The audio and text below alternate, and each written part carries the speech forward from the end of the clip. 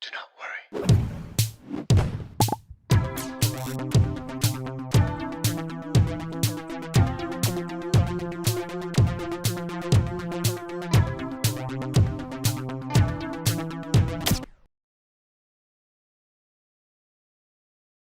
Why, hello everyone. Welcome to a brand new Do Not Worry stream. I'm your host, Anthony, coming to you live from the heart of Lebanon in the 09 for a chill Tuesday night stream. We're reacting, folks. We're doing a long-form reaction video. We are watching the Soft Takes, The Lost Identity of the H3 podcast. It's been making the rounds. It's going pretty viral. It's at 63K views. It's been doing pretty well. You know, we love us some long form Ethan Klein videos here, folks. As you know, I mean, I am named in the Reddit lawsuit. We are official.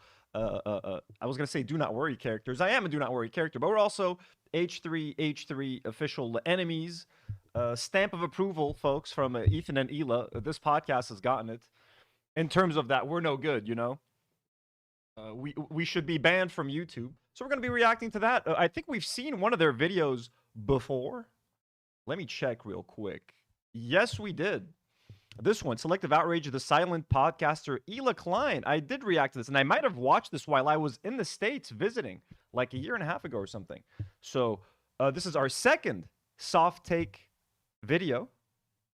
Did I watch this one too? I don't even remember. This person's been doing a lot of Ethan videos. Pretty cool. All right.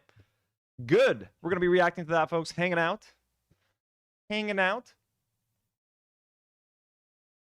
Ooh, oh my God, guys. The first chat that I read, it's from Haley D. It says, chat, I went with my mom to her oncologist appointment this morning, and she officially is cancer-free. One less kidney, but no cancer. Let's go. Fuck that kidney. Bye-bye kidney. You only need one kidney, you know? So kidney, bye-bye kidney, bye-bye. Take that cancer with you. Get out of here. Salimta, Haley D. La'amik Salimta. All the love. Let's hope she gets back on her feet. Quick recovery. Fucking awesome news. And hello to everyone else. Rusher Se. We got Babo Lovosos. It says, hello, it's been so long since I caught a live. Well, there you go. You're here, Babo. Baba love. Baba O love. Welcome. Marina, hello. Hidden Iron, hello. Ali Dawning, hello. Everlong. Miles Murphy. We're gonna listen to that song you sent me, Miles Murphy. We're gonna have to play it live on stream for everyone. MMC, Miles Murphy Cork. Hidden Iron says based enemies of Ethan. Let's go, folks. Yeah, I am on the long list of enemies of Ethan. Hello. Babo says my cat says hi to your cats. Well, say hi to your cat. My cats say hi to your cats. They're fighting outside. They're running around, being all crazy. Okay. I'm in a good mood today, folks. I'm in a good mood. Make sure, if you're watching live, folks, like the stream. It is very important. It is imperative that you click that like button right now. Click it now. Click it now. And if you're watching the replay, click the like button as well. Why not? Click it. If you're watching the replay, leave a comment. Tell us how much you love this stream and how much you love this channel. If you're watching live, hop into the live chat. Say hello. You need to subscribe to the channel to hop into the live chat. Why aren't you subscribed to the channel? Subscribe. Support us. I'm out here living in Lebanon, surviving Israelis, streaming full time. Join us. Become a Do Not Warrior. Let's go. Jim D. Dukers just gifted 5 Do Not Worry memberships, folks. Holy, I haven't even had the time to mention members. Jim, thank you so much. By the way, Jim, I am planning a trip to the airport this week, folks. Tomorrow, I'm going to be calling the post office, and I'm not just saying that because of the gifted memberships, to find out from what time to what time does the Amn al-Am, which is like the customs department and security department, which is at the airport, opens. I'm also going to call them back just to make sure that the package is there, because we're going to go all the way to the airport. The package better be there. And then I'm going to go claim your poetry books. Jim, I promise you, by the end of this week, we will have Jim's poetry books, and we are going to have a members exclusive live stream where we are going to go through Jim's poetry. Let's go. By the way, Jim, let me know if the book is available to purchase anywhere, because if it is, it's going to be sponsored. It's going to sponsor a whole episode of the stream next week as well. Sarah, I'm doing well. Thank you for asking, as always. Jim, thank you. Cannot thank you enough for the 5 gifted memberships. By the way, folks, if you want to support the channel, whoosh, look at that. We have ourselves a beautiful members goal. I want to get 1,000 members by my birthday, September 26th. Can we do it? Can we all do it together, hand in hand, by my birthday? We've got a couple of months. You know, September 26th. It's a generous amount of months. I figured let's do it. Let's aim high. Let's aim for the stars, and let's get 1,000 Do Not Warriors up in this army. And we are 5 members closer, thanks to Jim D. Duker's generous contribution. We love you. Everyone as well. Also, let me thank some of our lovely members, by the way. Beautiful members such as Catherine 7893, Rita D, Sheila Bach 5403, Rami Bargs 3819, Kasgar, Shiv's Third Eye, Rashawn Cassels 7643, Jace Johnson 3541. Thank you guys so much for being members. Also, B. Aber, Dick Forrest. Ooh, Dick Forrest became a member yesterday. Dick Forrest got gifted a membership. Swampy Boy, Pale Prophet. Swampy Boy, I hope you're behaving. Emily Schmidt 7749. Suhail Mournier. Marlene. Marley Angelina 7151. We thank you and appreciate all of our members. Members get exclusive live streams every single week. We have some fun. I think I know what I'm going to do for members this week. For the gaming chat for Tino's Playroom, I think I'm going to build a Lego set with the members over there. And here we're going to watch. I'm going to react to some guy with the craziest Lego collection. It's insane. I think it'll be a very fun live stream to do together, folks. We're going to have a good time. Okay, beloved members, we love you. Whether you've been gifted a membership, whether you've been a member for 7 months like Jessa1312, or whether you've been a member for 0 days like Creepy Banana. We appreciate you. We thank you. You guys keep the lights on here. And so do our beloved patrons, folks. Beloved patrons such as our God-tier patron, Elian Mujabir. Superhero patrons like Claudia, Pee-wee Hernan, and Rana F. Blonde patrons like Riz, Dana Ahmed, Danielle Richards, Haley Davis, Mazda Alif, Alice Akerland, and abductee patrons like DG, Joseph Ramira, Wax Wolf, Jennifer Sage, Emo Donut, and Cheap Cacti. We love and appreciate you all. Patrons also get exclusive content. You get re-uploads of the live streams for members. You also get exclusive videos from Nour and Karine, from myself. Patrons also keep the lights on. We love you. We appreciate you. Thank you all for being here and for supporting the channel. Also, speaking of supporting channels, Tino's Playroom, folks. Make sure you subscribe to Tino's Playroom. This is my gaming/Lego channel. It is going to be pinned on top of the live chat. Tomorrow, I'm going to be building the Lego Batman tumbler. Let me pop that box over here real quick.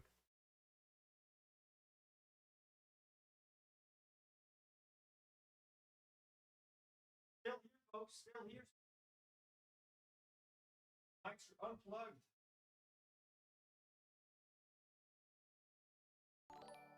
Ba-bam. Ba-ba-ba-ba-ba-bam. Here we go.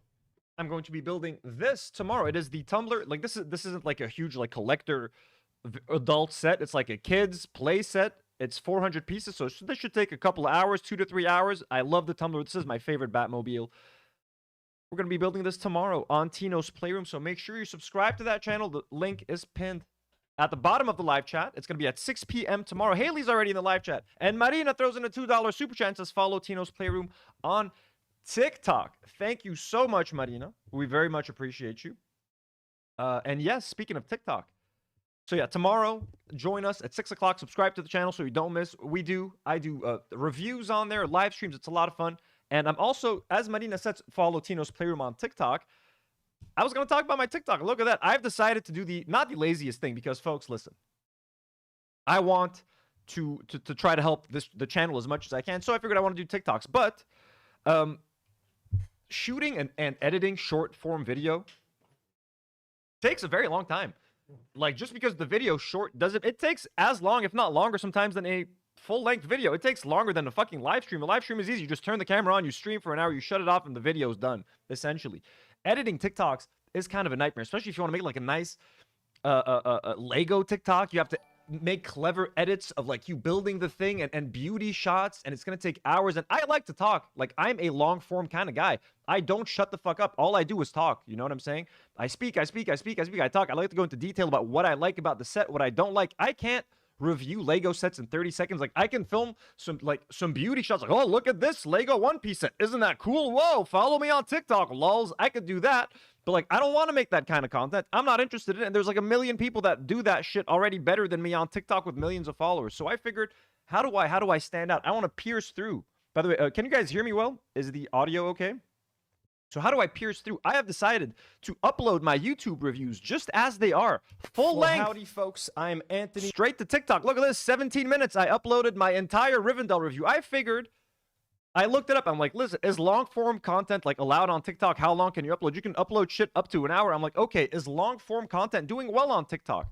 Google AI was like, yeah, it's actually doing well. TikTok is trying to push people towards long form because they want to keep your eyes on the channel longer. I'm like, you know what? Fuck it. I'm just going to upload my fucking YouTube videos just as they are straight to TikTok. 17 minutes. If someone wants to watch long form, like I might not be, you know, a Lego TikTok king, but a short form content, but I could be a long form content king. Holy shit. Look, and look, guys, they've already welcome both. to... I mean, for a account with 6 fucking followers, this video got 525 views. This one got 425. I know they're TikTok views. I know people probably watched 5 seconds of it, but it doesn't matter. One of them got a few comments and shit. Like, it's fine. It's doing okay. I'm going to upload. I'm just going to do this as an experiment. I'm going to upload exclusively long form videos to this TikTok. I might do some short form here and there, but I'm going to just treat it like a YouTube channel because I don't, you have to choose. I already have this channel that I have to do full time. You know what I mean? So I have to pick. I either make a long form review of a Lego set or a long form video, or I make a TikTok video. I can't do both because both would mean I have to pick one because you have to shoot and edit. I just don't have the time to do that stuff.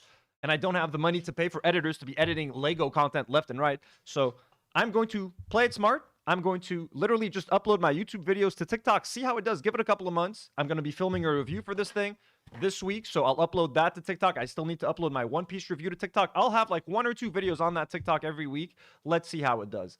I'm curious. Let me know if you guys would watch long form videos on TikTok. Also, random question as well. So that's what's happening on the TikTok here. And I think let me just make sure I talked about everything. Yeah, tomorrow, join us. Also, random question. Would you guys watch this stream earlier? Because I'm considering starting to stream at 4 p.m. Beirut time. I want to see if it works. I want to see if no one's going to watch. I'm not going to stream that early. But I'm curious. So 4 p.m. Beirut time would be 9 a.m. Eastern. 3, 2, 1, 12, 11, 10, 9. It would be 9 a.m. Eastern. Would you guys, let me start a poll. Would you watch my stream at 4 p.m.? Let me make it American time for now. 9 a.m. ET or 4 p.m. Beirut. Yes, no.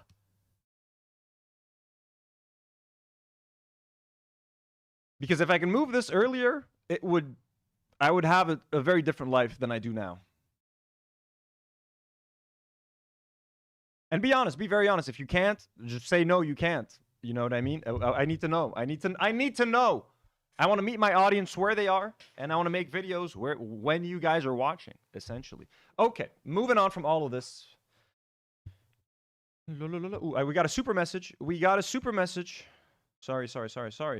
DJ Belito, who's been a member for 11 months. Thank you so much. Holy shit, 11 months. That's so kind, DJ Belito. Says, Arabic word of the day.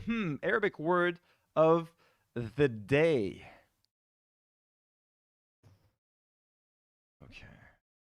Okay. Garlic. No, you know that. Toom. Okay, let me see. What's gizabra in Arabic? In English? Is it cilantro? No, it's not cilantro.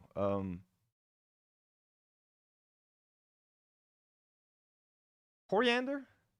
Yeah, coriander, folks. Coriander. I was eating shish barak today, which is like meat dumplings with yogurt on the side, and the yogurt is like heated with garlic and coriander. It's very tasty. Coriander, garlic, and yogurt. Mwah.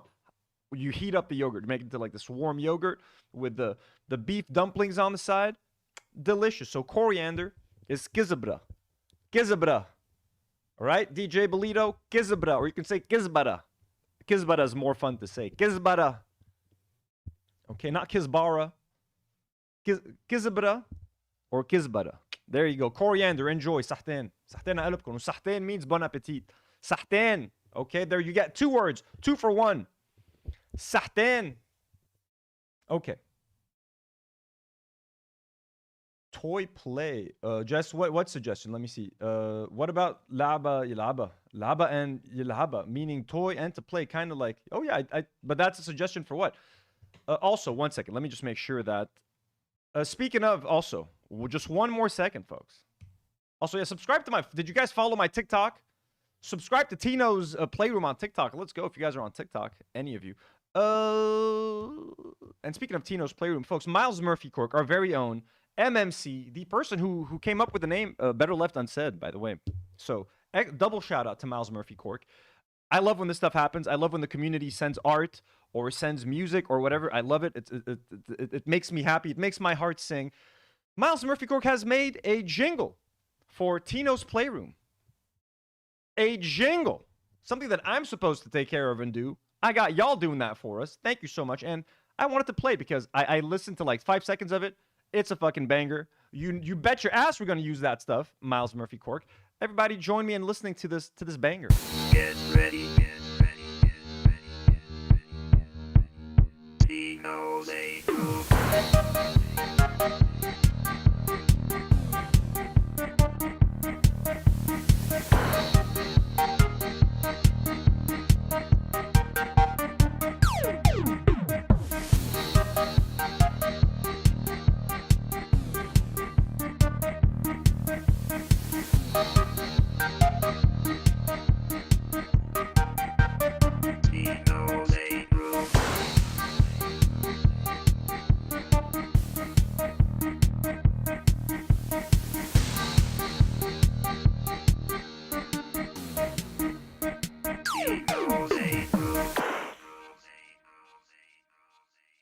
Yo, that was super fun. That was awesome. It's super fun. Are you kidding, Miles Murphy? That was what a beautiful gift. What a beautiful email to receive. Like, yo, I worked on this. Like, what? You did what? And it so fits the vibe. It fits the vibe of everything we've done on Do Not Worry. You got that little lo-fi, fun, you know, just energy. We also got a second version, one without the vocals.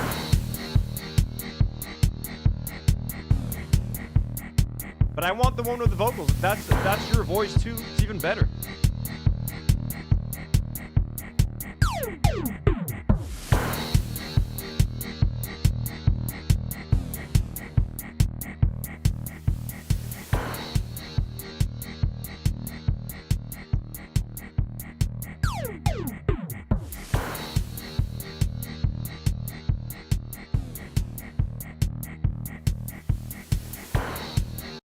But I gotta say, I do prefer the one with your vocals, and it's extra special knowing that your voice is in there. One more time. Ready, get ready, get ready, get ready. Tino's a group.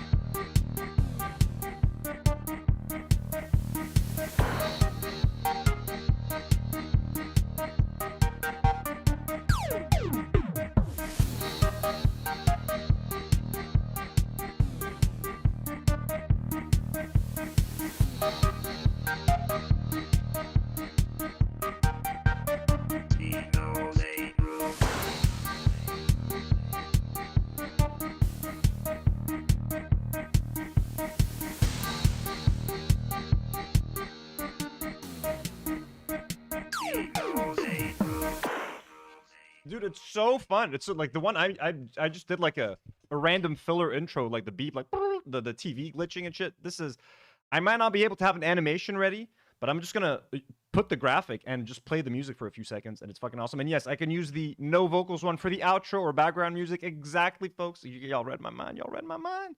Miles Murphy Cork, thank you so much. That was such a generous and kind thing to do. That's so beautiful. I love it when the community does stuff like this. Means the world to me. Love it. Okay, let's get into. Let me stop wasting time. Okay, not that this was a waste of time. Everything else I did was a waste of time.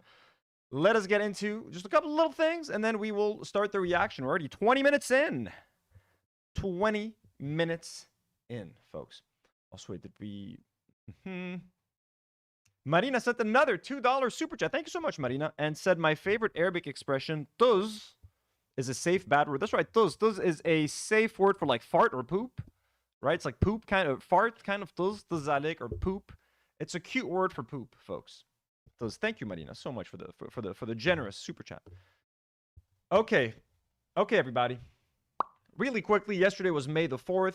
As you guys know, it holds no actual significance for the Star Wars lore or the Star Wars universe. You know, like the movie did not come out on May the 4th in 1977. But because May the 4th sounds like May the Force be with you. So when people say May the 4th be with you, blah, blah, blah. Disney has adopted the day. Star Wars has adopted the day as Star Wars Day, etc. Okay? Yesterday, I think Sarah was in chat saying, happy May the 4th. I'm more of a Revenge of the 5th kind of person, which today is the 5th of May. So happy Revenge of the 5th, everyone. Okay, happy Revenge of the 5th. Leave us. Revenge of the 5th. So anyways, the fucking White House thought they were going to get in on it. So here's some AI art that says, in a galaxy that demands strength, America stands ready. This is the way. May the 4th be with you. And you got Donald Trump as the Mandalorian, as Din Djarin. Sorry, guys, I'm going to get a little nerdy with you guys. And you got little Grogu here, or as I like to call him, Baby Yoda. And by the way, the Mandalorian movie comes out in like a couple of weeks. So I don't know if they want to be associated with Donald Trump. But anyways, so here's the White House trying to get in on some May the 4th Star Wars action. How fucking crazy is that, dude? You got the fucking head of the Empire itself, you know, Emperor Palpatine, motherfucker, trying to be one of the good guys, trying to cosplay as kind of a protagonist, which is not going to happen. And I know, listen, guys, I know Star Wars, owned by Disney. Everybody hates Disney. Listen, when George Lucas created Star Wars in the 70s, he based the rebels off of the fucking Viet Cong, okay? Like, Star Wars is the most, like, anti-government, anti-capitalist, anti-imperialist movie, at least back in the day. You know what I mean? So say what you will about Disney and what Star Wars has become today. And in essence, Star Wars is a story about rebels, you know, taking on a fucking evil empire. And if Americans were more media literate, they would understand what the movie was trying to tell them. And then when they see actual rebels in real life defending their countries, defending their land, they wouldn't call them fucking terrorists. You know what I mean? But they're too fucking dumb, because as long as the rebels are white, I guess it's fine, right? If the rebels are white. But anyway, Star Wars at its core, in its essence, is an anti-imperialist movie. Let's fucking go. Base George Lucas. Okay? And not only, I mean, it was inspired by Westerns, it was inspired by Akira Kurosawa films. Like, there's a lot that inspired Star Wars. But definitely, you know, war was a big inspiration. And they were very political movies. Even the prequels, say what you will about the prequels, and they suck on many levels. They deal with politics a lot. Too much, some might say.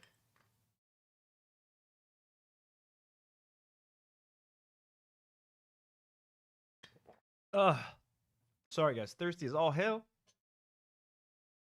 So, and not only did the White House get in on it, the even worse, folks, the IDF, the fucking, like, if Donald Trump is the emperor, I don't know who these fuckers are. They're the ones that, like, gave birth to the emperor.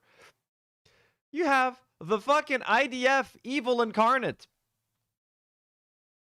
protecting our civilians in a galaxy not so far away. May the 4th be with you, with the silhouette of an Israeli IDF soldier, folks. Isn't that fucking insane?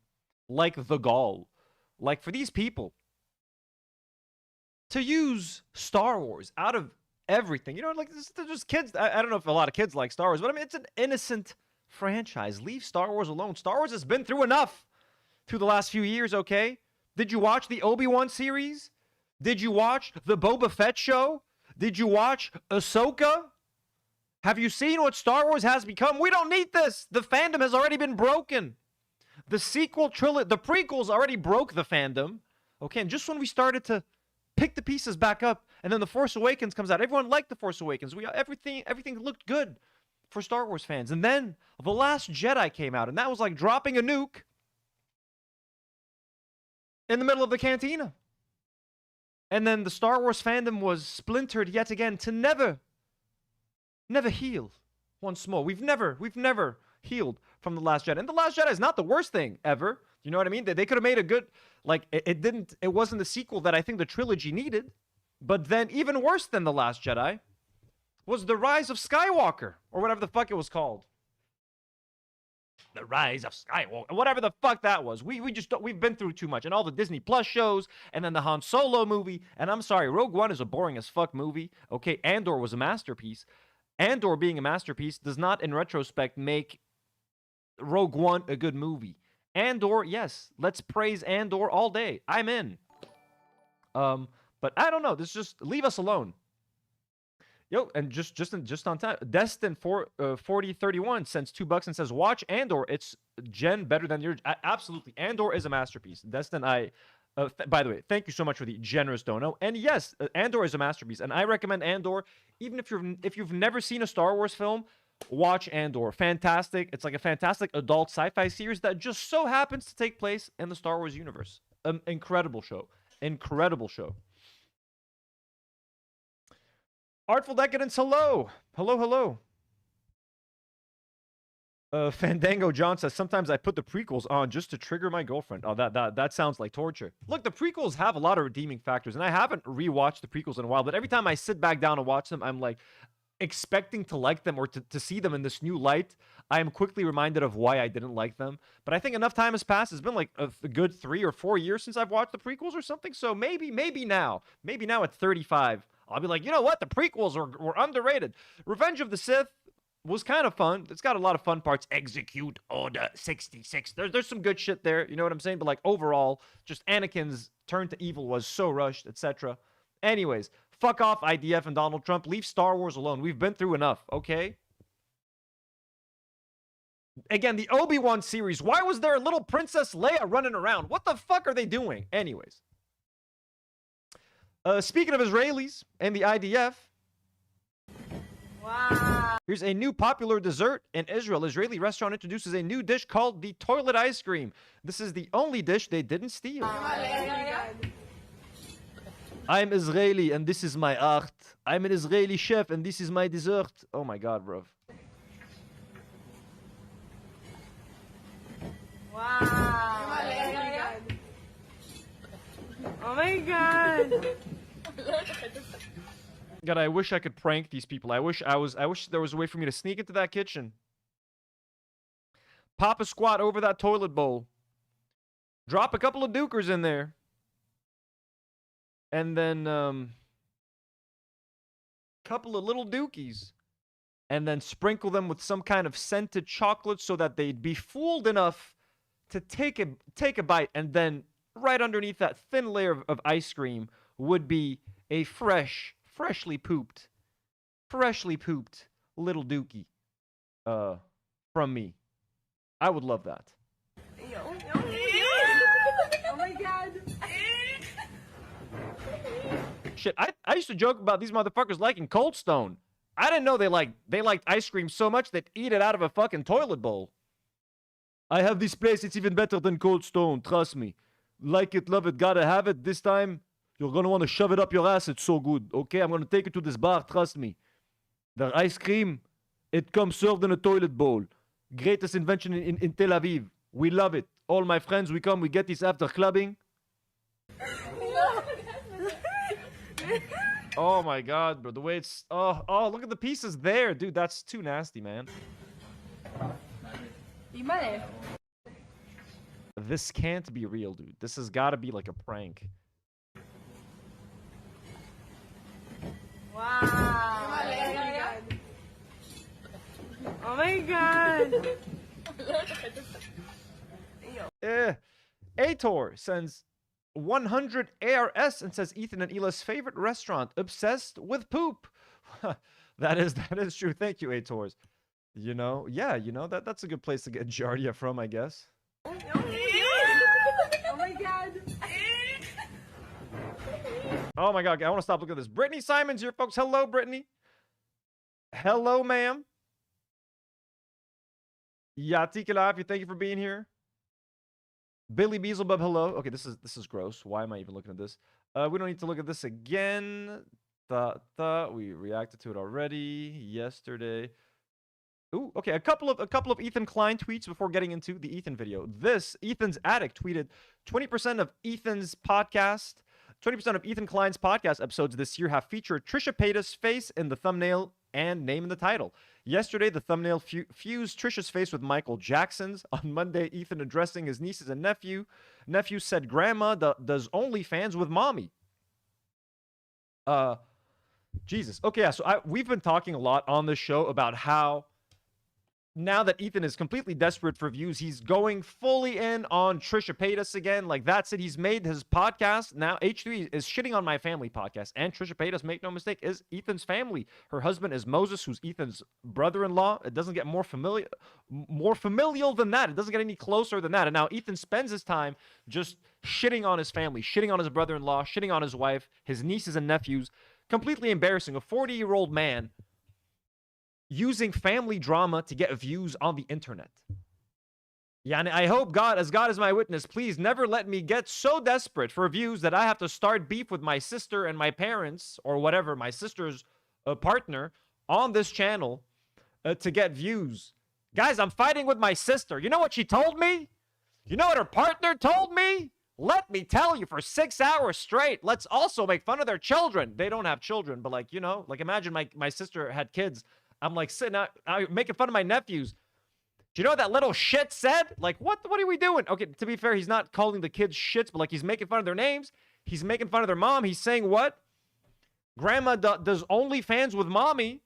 He's saying that to his nieces and nephews on a podcast. Anyways, so I've been talking about that a whole fucking lot. We just dropped a clip today on the channel of me just being like, Ethan is obsessed with Trisha and Moses. Like, it's fucking crazy.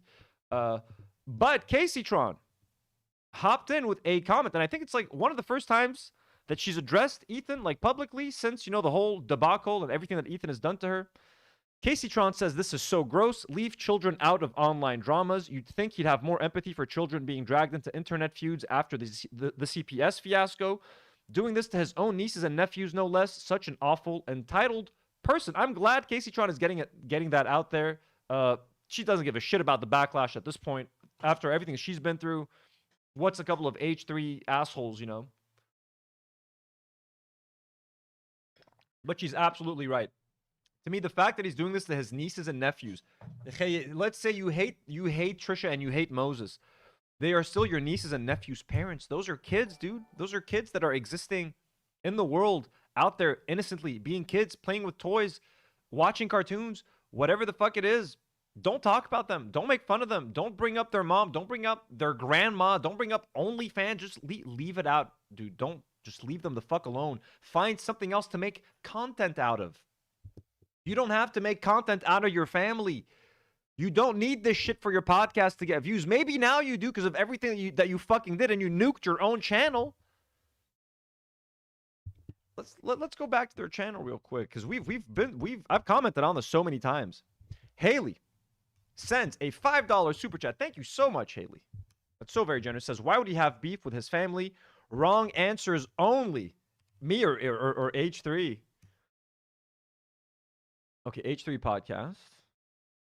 Live. Did they stream yesterday? Huge legal victory against Reddit mods. Oh, another lawsuit episode? Another lawsuit episode? Great. H3 is closing down. Oh, that's it. So Trisha Paytas hates Moses cooking and Michael Jackson movie review. Another look, Trisha episode. Trisha episode. Trisha episode. Trisha episode. He's desperate. Trisha episode, and the Trisha episodes used to get like millions of views. Now they're not even getting 500K. So he's doing all of this. He's dragging his own family through the mud to get 500K views, which is half of what they used to get. So now he's willing to go solo, to stoop solo. Him and his wife, Ela, just sit there all day shitting on Moses. They were like bringing up the most random shit, like, he stole my mother's chicken noodle soup recipe. How could he do?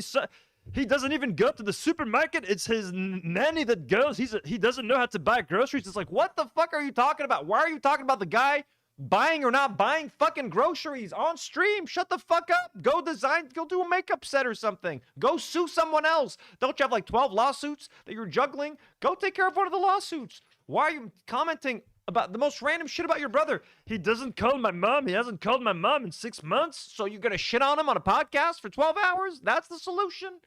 What's happening? Anyways, look, another 3 weeks. They've been obsessing over Trisha. Like, Trisha, look, another Trisha from 1 month ago. Trisha is the new, and like, it's kind of like the new Hassan again. Like, he's kind of sick of Hassan for now. Hassan, like, oh no, the after show's talking about Hassan, but like, he's not talking about Hassan a lot. He's got 3 options, folks, for views. Trisha, iDubbbz, and Hassan. Or lawsuits. And he cycles through them. And again, the most they get him now is 500K. That is the new maximum view count that H3 can get, is 500K. That's it.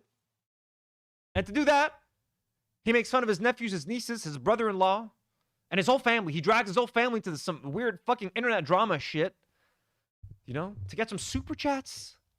And to get what's the drink that they drink? Whatever fucking drink it is, you know? Super cups. Look. Do you want a super cup? My nieces are idiots. What are you doing, man? Okay. Also, this is a normal way to respond to a stranger. It tells you that they watch. Oh, yeah. So this person shared this on, I guess, the H3 Reddit, and says, I was visiting LA this week. So they ran into dating and money. I was visiting LA this week and walking on Rodeo Drive. A dude took me and my friend's photo on Rodeo, showed it to us, and wanted us to buy it from him. When I looked up, I was shocked to see it was the one and only Dating and Money in the flesh. I said, oh, no, not you. I know you. I watch H3.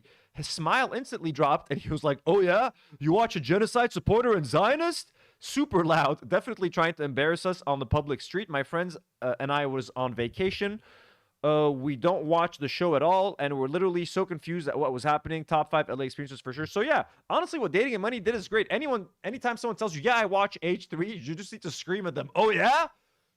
You watch a genocide supporter and Zionist? And just scream at them. Dating and Money did the right thing there.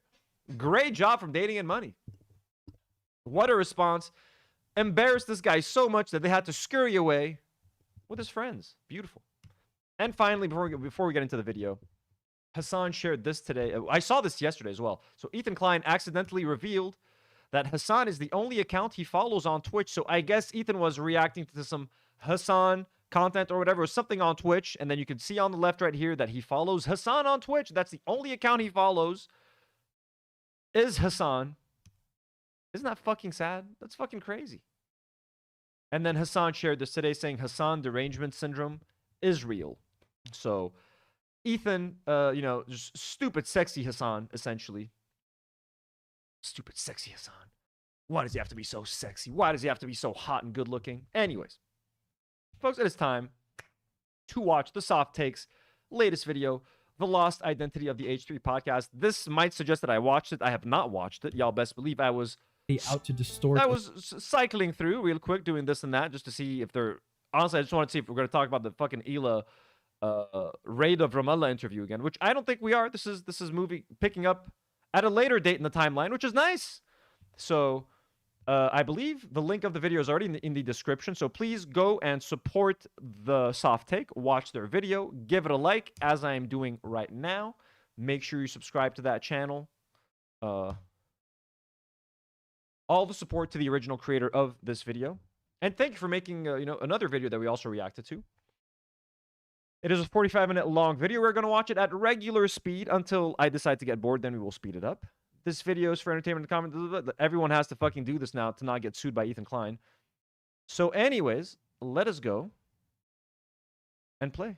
There's a pattern going on between online media and politics, which is both quite interesting and genuinely dangerous at the same time. It goes something like this. You start with being in a place where you have real values and real beliefs, real things you stand for. And then somewhere along the way, someone enters the picture that you eventually designate as your enemy. And that enemy becomes so consuming, so addicting, so central to everything you do that your original beliefs get quietly pushed to the back of the shelf. You start sounding like people you'd normally oppose. You foster... All right, I already like the thesis statement.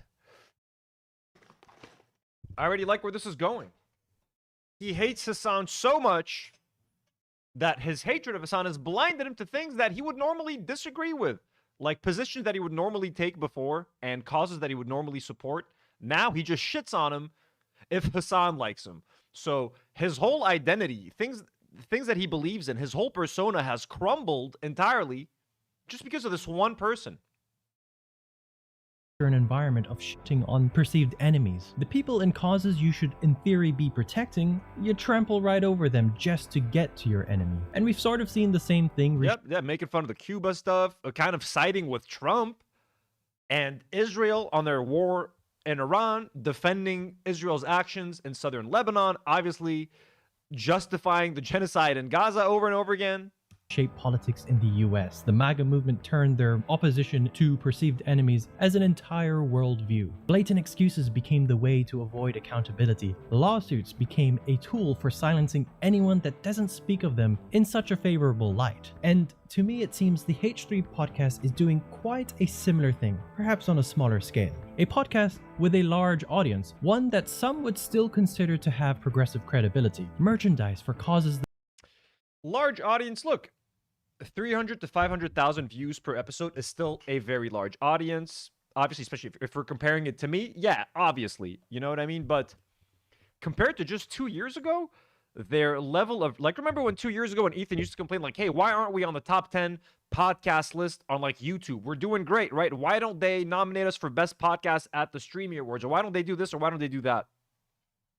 He can't even say those things now. Can you imagine Ethan complaining about not being on like some top 10 list? He knows that they've fallen off a cliff. He knows that their show has a shitty reputation now, that they would never be invited to any event that is like an award show, and they would never get nominated for best podcast now. Could have been possible 2-3 years ago. We would all, you know, be like, yeah, it's a fun, popular show. Now, everybody knows that it's fallen off. The chat has disappeared, by the way. That's weird. They've fallen off. And yeah, they always do this thing like the melt ice. Or, you know, anytime there's something that happens, look, which is good. If they're actually donating that money, good for them. I'm not going to complain about them raising money for charity. But they ain't making no t-shirts to support Palestinians, are they? There's no free Palestine t-shirt that they made. No. They don't do that, of course. Because they don't believe in that. They believe in all the other stuff, the easier stuff. Oh, yeah, we support gay rights. Oh, yeah, don't be racist against black people. ICE is bad. We shouldn't deport people by force. They're with that stuff. When it comes to, hey, how about a genocide? Oh, don't call it a genocide. It's complicated. They claim to support, and one enemy that they have allowed to become more important than any of it. And this little journey I'm going to take you on begins here, because their perceived enemy joined an anti-ICE protest in person, and no matter what this dude does, Sherlock and Watson are on the case. For example, when they stumble upon this video... He looks so cringe wearing that mask. Why is he wearing a mask? Why is he dressed like that? Does he think he's gonna get shot? Is he wearing a bulletproof vest? Why is he wearing that stupid commie hat? Why is he doing that?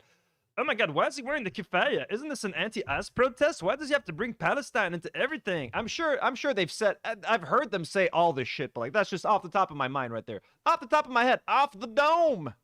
Of Hassan replying to the statement. One of the main things I've heard from people He looks so stupid. Why is he dressed like that? Oh my god, Ethan. Yeah, Ela, that's right. He's so cringe looking. Remember, his like just that's all they do, man.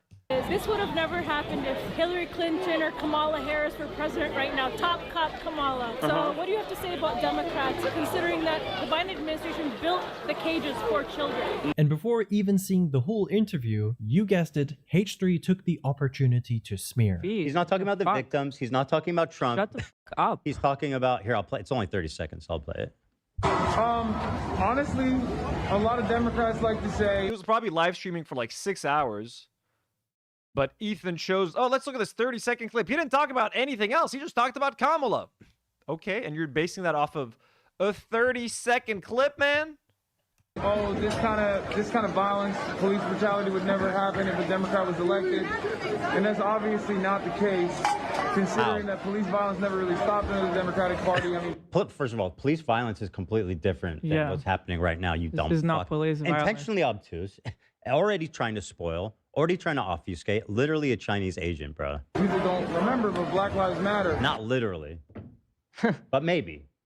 Crazy, dude. I got to hear that again. Case, considering that police violence never really stopped under the Democratic Party. I mean, First of all, police violence is completely different than what's happening right now, you dumb This is not fuck. police violence. Intentionally obtuse, already trying to spoil, already trying to obfuscate, literally a Chinese agent, bro. people don't remember, but Black Lives Matter. anything to avoid having an actual conversation. Completely different. How is ICE different than police brutality? It's just the next step. It's the logical evolution. When Democrats let cops run rampant and kill people without due process, what do you think that is going to happen? That evolves into something else. That evolves into a greater threat. Now ICE can fucking shoot cops and not get in trouble. Yankees fan sends a $10 super chat. Thank you so much, Yankees fan Yatik El Fafie, our Lebanese boy out there. NNYC saying Ethan Klein and H3 has sided with Israel since 2016. The only reason he's against settlers / Netanyahu is because it is convenient. AB once mentioned his home was bombed in Lebanon and Ethan made light of it. Yeah, Ethan and Eli would be like, well, I mean, did you have, were you shooting rockets out of your house, AB? But the Yankees fan, thank you so much for such a generous super chat. That is way too kind, sir. Thank you so much, Yatik Al-Fafia. Habib Elbna. Not literally, but maybe. Yeah, they have been with it. I used to be fooled because they used to just say, like, oh yeah, we hate, they put out that statement, and like when the Sheikh Jarrah attack happened at the Al-Aqsa Mosque, and they were like, we hate the Israeli regime. I was like, all right, not bad. I had never seen that interview with Ela, I think, talking about the raid in Ramallah, and they fooled me, man. I was fooled for years. Haley D sends another $2 super chat. Thank you so much, Haley. Says Ethan 10 divided by 10 Klein, everyone. Did he not get 10 divided by 10? Might as well be. Yeah, he might as well be, right? He might as well be getting paid. Initially started at Ferguson, and that was under Barack Obama. And at the time, a lot of Democrats were not very fond. Yeah, Black Lives Matter people were mistreated by the police. What does that have to do with what's fucking happening right now, bro? Well, and even trying to equate them. Oh my God, dude. He's so willing. He's willfully blinding himself to the facts. He's just being like this on purpose. He just hates Hassan so much. He's willing to make arguments that make no sense. And I love how Soft Take is like listing them here. Not talking about victims, not talking about Trump. Shut the F up. Police violence is different, you dumb fuck. Intentionally obtuse, trying to spoil, trying to obfuscate. Might as well be getting paid. Black Lives Matter people were mistreated by the police.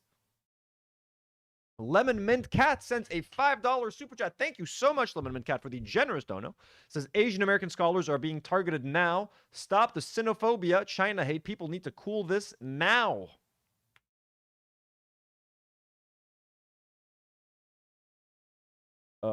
Wait, is this actually happening? To pretend like it's just more of the same normal business. Like, this isn't normal business. And by trying to pretend. It is a weird, like, downplaying of it, which I know. It makes it feel like. Why are Asian American scholars being targeted? Like it's just business as usual. Yeah, exactly. But it's not. This is not business as usual. It's not. No, I mean, it's a serious moment, and we need to be more serious about it than, being wishy. Have I? Oh, there's a 10 divided by 10 clip. Did I not see that? He Googled 10 divided by 10. Oh, I gotta see that. 1 second. Is it on YouTube? Let me try to find it. Ethan Klein. 10 divided by 10. Okay, it's gotta appear. It's gotta be here. No, I can't find it.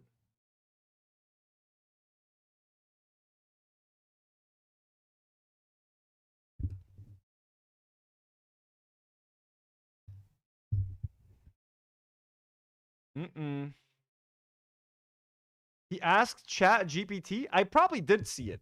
I must have seen it, probably. Okay, Reddit. Haven't been on Reddit in a while, folks. Reddit, let me see. Ethan Klein, 10 divided by 10.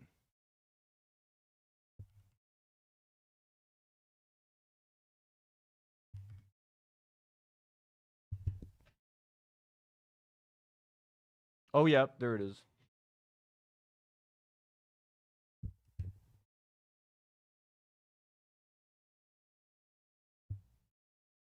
Paid 2 cents. I mean, thank you to Alex Pletch Photo from Leftovers H3 for the clip. They make it sound like they're being paid 2 cents. I mean, in a lot of places in the country, I mean, $5.80 to $10.20 per hour. I mean, per day. Oh, per day, bro. That's not good. Yeah, no, it's not good at all. That's straight up slavery. So hold on, what does that come out to? Let's say they're doing 10 hours out there. $10 a day? Jesus, that's fucked. $10 divided by 10. I mean, it's That's $1 an hour. With I didn't an even do the math on additional that. one. Oh, so I think did he know it Fuck. before? $10 divided by 10. I mean, it's That's $1 an hour. With I didn't an even do the math additional on Oh that. my one- god, dude, that's so funny. They make it sound like Why'd you even have to open Google for this, dude?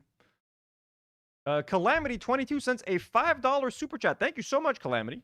That's so kind. Says, I already said in chat, but he always says affuscate instead of obfuscate. He's so dumb, does he? Affuscate. Affuscate. Oh, goddamn, Ethan. Agents Miskatonic sends a $5 super chat. Thank you so much. So kind. Sending friendship and love from Oklahoma. Holy shit. Well, thank you so much. I've never been to Oklahoma. Sounds like a beautiful place. Sounds like a very serene place. Very much appreciate the friendship and love, Agents Miskatonic. Sending some rad back to you in Oklahoma. Very kind. Thank you. Thank you, everyone. Everyone's being so sweet. This is a nice video so far. Spurring lots of conversation. We're only 3 minutes in. Wishy-washy like that. It's ridiculous. You have to wonder why he's doing that. Now, I wonder if Ila's question sounds as odd to you as it does to me. Is she insinuating that Hassan is like actively trying to damage American democracy? Why is he trying to bring down the blue team? Aren't they the good guys? A nuanced message about a pretty standard Why doesn't Hassan love ass just like I do? progressive critique of the Even though, look, she made an anti-ice t-shirt. They made a Teddy Fresh like, hey, you know, melt ice. But Hassan is at an anti-ice protest. Why does Hassan hate America? Hassan just is so anti-American. I recently had to get my American citizenship exam. I love America. They asked me how many stars on the flag, how many, you know, how many branches of government there are. I love America, the USA, USA, USA. Democratic Party? Thing is, had she kept on watching, not only would she have seen that he gave a whole in-depth, over 4-minute long answer, she also would have heard Hassan say things like this. I want to believe that sentiment, that Democrats are going to be different, but unfortunately, they're not showing that right now. It's always too little, too late. It's always, oh, maybe ICE is fine, but we don't want to fund ICE in this current version of ICE. It's never abolish ICE. Now, some Democrats do say that, but there's obviously not enough momentum in the National Party. They're not listening to the demands of the population. And this. And I hope that there are more people out there, there are more fighters out there in the Democratic Party who will put up a stronger opposition against the Republicans, because otherwise we have no one. And that's just chaos. But, unfortunately, Of course, they're only going to watch a 30-second clip. They're not going to watch the whole thing. What are you, crazy? Chris sends a super message, who's been a member for 13 months, by the way. Chris, holy hell. Says, the way Ethan is obsessed with Hassan, you know, during sex, he's screaming his name when he finishes. Oh, absolutely. Absolutely. They probably do some weird Hassan cosplay. They probably like 3D printed some kind of like Hassan mask, and Ethan makes Hila wear it, and she probably makes Ethan wear it as well from time to time. They're probably doing some sick shit over there in the H3 household. after down spiral maxing, Hila came to the only possible conclusion of what was said here. But do not vote, people. That's his big message. I think some may call it a bad faith interpretation, but what makes these words from Hila They're still fucking obsessed about... They're still claiming that he didn't vote for Kamala Harris, even though he voted for Kamala Harris. He's stated multiple times that he voted for Kamala Harris. They're still obsessed. They still love to say that he didn't vote for Kamala, and Hassan Piker is the reason why the Democrats lost. Hassan didn't push for Kamala hard enough. Crazy. Klein, especially crazy, is not to hear what she even did that very same day Hassan used his democratic right of attending a protest. I mean, right after the murder, like, I've just been so much on Instagram, you know, raging about what happened, and then this video comes up on my feed just randomly. And I was like, get this dude out of my feed. The actual crazy part is this.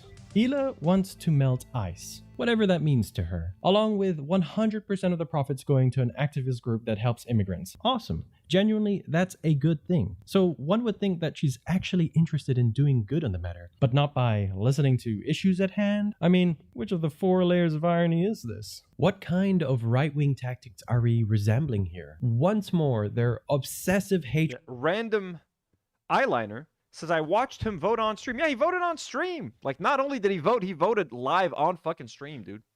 for Hassan seems so overwhelmingly large that it spills into telling their audience that this man who attends and reports live from an anti-ICE protest should not be invited into democratic spaces anymore. Why? He does say that not all Democrats are willing to defund ICE. What I'm sick of seeing is Hassan being welcomed in democratic liberal spaces. These people are fools. They're being played for fools. And it's quite fascinating to see. Ravy Baby says, what in the 2008 beanie is that? Let me show you. I have 2 Teddy Fresh beanies. Let me go grab those. I got to sell those.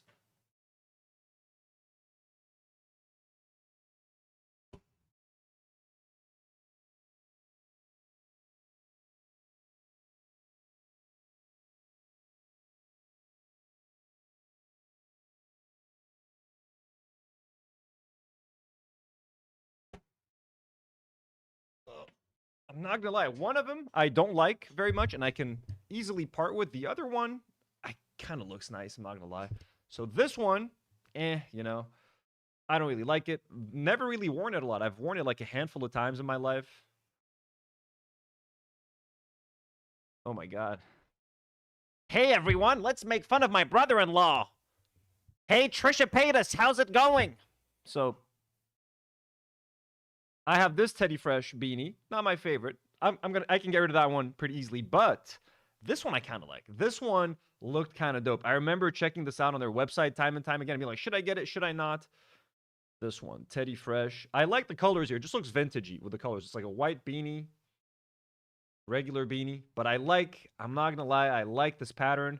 I just can't wear this shit anymore. I like the pattern. I like the pattern.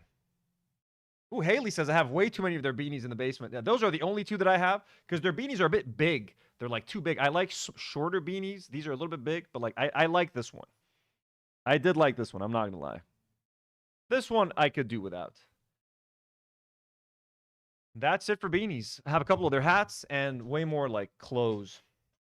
Ethan Klein find common ground with Laura Loomer, who is an American far-right political activist and conspiracy theorist known for repeatedly making racist and anti-Muslim statements, who also has a problem with the same person speaking at such places. When Laura Loomer found out that Hassan was going to speak at an event in Yale, she called for Yale to lose all funding for having him over, along with suggesting that these parents are being played for fools. These people are fools. They're being played for fools. And not only Laura Loomer is sharing Ethan's opinion. I wish I was in college and Hassan was coming to talk at my university. Are you kidding me? That would have been so fucking badass. That would have been the dopest shit ever. I'm 35 and I would still find that dope as hell. Imagine being a college kid, having like a successful fucking streamer who's also like healthy and works out, like just, you know, lots of cool aspects to that person. There are more examples in the right wing. And forget the works out like and looks cool, like genuinely, you know, stands for good causes, you know, speaks out for Palestine, speaks out for Lebanon, speaks out for the oppressed. Sphere that feel the same way. When you see this, do you think having this product in your own store is really about ICE, or is it about maintaining a certain image for their community expectations? Anything to not credit the H3 enemy seems to be fair game, even when it means to undermine the very cause they want to stand by themselves. So, is it safe to say that their hatred has grown bigger than their own principles at this point? And by the way, I'm not sure if it's necessary to say, but Hassan's criticism here isn't new either. It's not an extremist position, nor is it a harmful one. It is also one that other Democrats share. But what is a highly questionable position, and some may even call wishy-washy, is that Ethan, Hila, and Dan, who, let's be real, is pretty much a co-host at this point and not just a crew member, believe that ICE's current actions are not normal business, as opposed, apparently, to what sparked the rise of Black Lives Matter under Obama. Just so that we're on the same page here, Black Lives Matter was born from the acquittal of the man who killed Trayvon Martin, a 17-year-old boy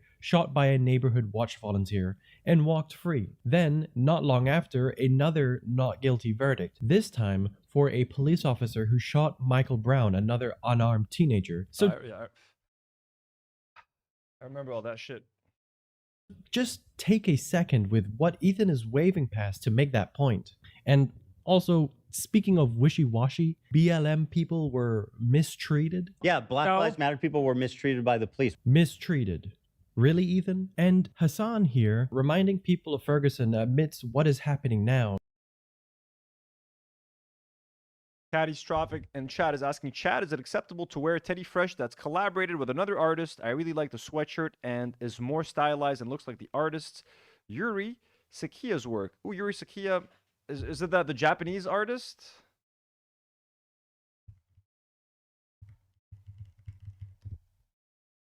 Oh, I had some of that stuff. I got rid of those. I had this one exactly. I gave it to my boxing coach. Just was not, I bought them. This was the only time I bought Teddy Fresh stuff, like out of a FOMO thing. I was like, oh shit, it's gonna sell out, and maybe it's cool. I bought this, regretted it, never looked good, and I had this, but as a hoodie, a pink hoodie. Also, I gave that to Elias, I think. So Elias bought that one for me, and I sold that to my coach. I got rid of this artist stuff, but I have a T-shirt that I like from them that doesn't really look Teddy. It's also like a guest artist, which looks nice. It says "All good bears go to heaven." I like that one, and it's not obviously Teddy Fresh, so I feel like I can keep it. Isn't highlighting a new situation that is derailing the anti-ICE message, and the resistance to it has been building for over a decade. But what's important here is that you cannot let Democrats off the hook by concealing the past. And besides Hassan being specifically asked here for the Democrats' role in regards to ICE, he's also not the first one to point out the criticism of Obama's insufficient response to Ferguson, because this isn't a team sports event where you absolutely must cheer on the team that isn't red. If you want some meaningful change, you gotta look at it from all angles. Obama was president during... We're speeding it up to 1.25, folks. Ferguson. Biden maintained and expanded ICE infrastructure, and this community that is out there protesting has faced state violence under both parties. The fact that one of them turned fascist... Yeah, ICE, I guess that is a good point that they're making. ICE is not exclusively a Republican problem. It is easy to think of them as a Republican problem, especially now with everything that happened in Minnesota and the shooting of Renee Good and Alex Preddy, so on and so forth. But that department was funded under Biden, and it was funded under Obama as well. And there was still state violence against protesters, like this guy's saying. So very accurate. Doesn't take away from the fact that a systemic failure exists and can be seen within the Democratic Party to this day. And what makes this frustrating is that Ethan, Ela, and Dan have the luxury of deciding when something becomes serious enough to pay attention to. I mean, after all, they didn't want to talk about ICE's first murder because they wanted to have fun instead. There was 2 murders in Minnesota. I don't believe we talked a lot about it, but it was Renee Good. Was it over our break? Yes, it was over the break. So when we came back, it would have been like a week, and we had. I kind of want to just have fun, and I was kind of hoping things would settle down. Shit, we did a Renee Good stream over here. All the way in Lebanon, we talked about Renee Good. I did a whole stream for that. Shame on you, Ethan Klein.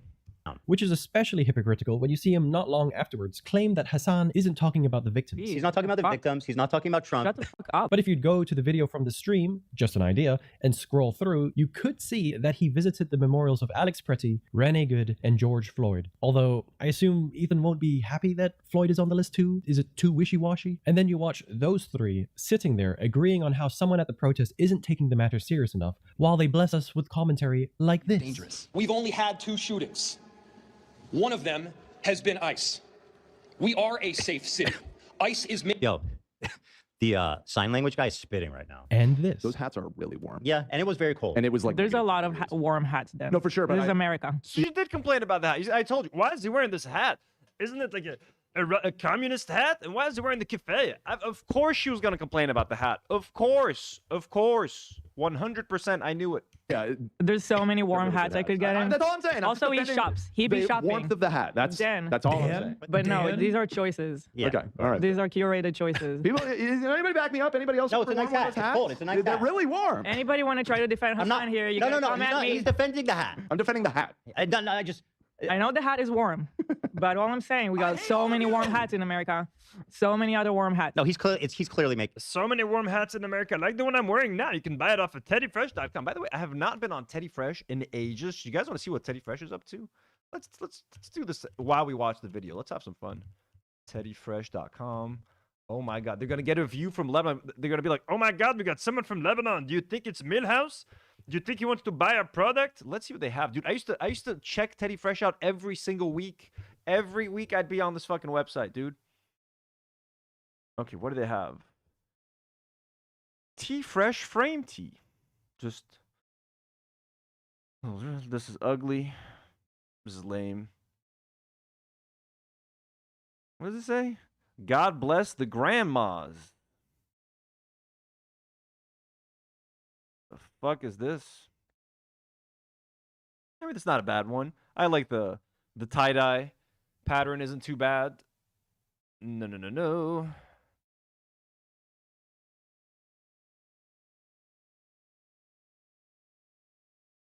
Oh man, there's nothing left here, huh? That's it?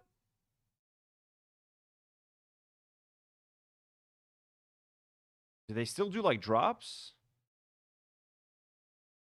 Teddy Glow Cuddle Balm on free Teddy Glow. What? Teddy Glow Cuddle Balm. What's Cuddle Balm?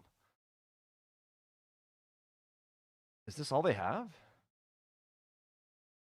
Brad says, I threw my old Teddy Fresh in a fire pit. That's a pretty good thing to do. Honestly, nothing here is nice. Like back in the day, I would have liked, for example, this. I like the pattern on this, not gonna lie. The pattern here is kind of cool. I would have gotten this if they had this on like maybe a jacket or something. I might have looked at this. This is pretty. The pattern is pretty interesting. I'm just gonna be honest with you guys. You know what I'm saying? Why lie? It's a nice pattern. I would have fucked with this.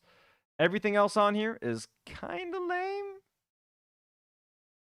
I don't fuck with anything else. Like, I'm going to be honest with you guys. I don't fuck with this kind of art. The tie-dye, like, the tie-dye pattern here is nice, but you could find stuff like this, like, everywhere else, not for $88. Nothing here speaks to me. Nothing here speaks to me. This pattern's kind of cool. That's it. God, I wasted so much money on this fucking website. So much fucking money. Doing this. I know, we're joking. But while these guys get to sit back and decide who is and isn't taking this seriously enough, the affected communities, however, don't have that option. They've had to build mutual aid networks and ICE watch rotations because neither party has never been on their side long enough. You know, in the end, Ela could have chosen to listen to the full interview Hassan gave, which I kind of believe she did because she stated she saw him in a full body shot. Was that on his stream, Ela? And learn about how ICE also operated under Democratic leadership. She could have seen Hassan meet with Omar Fatih, politician of the Democratic Farmer Labor Party, who sits in the Senate of Minnesota. But for Ela and Ethan, they're selling lip balm for $22. Holy shit. And now they're giving it away. It's clear. Hassan is a MAGA stooge doing the both sides shtick at this point. Yeah. He's on Instagram. And Ela wouldn't be Ela if she wouldn't add the most important points about what she watches here. Wait, don't close it yet. That's the whole thing. Look at his outfit. Can we talk about that? I mean, we did. Yeah, he's dressed like a A lot of Democrats. Is it like a communist? Oh my god, dude. He's dressed like a communist. What have you become, man? Like to say, he's just a communist. He's got the press vest. He's got like an army jacket. So he's all like The press vest. if you see like the full body picture, it's like a jacket that like looks like army jacket. By the way, this is the USSR. It's a jacket that looks like army jacket. Okay, so what are you saying? He's there to start shit and like riot? winter uniform. Yeah, and also Wait, they're selling a watermelon sweater? How did I miss that? What'd you guys tell me? Where's the watermelon?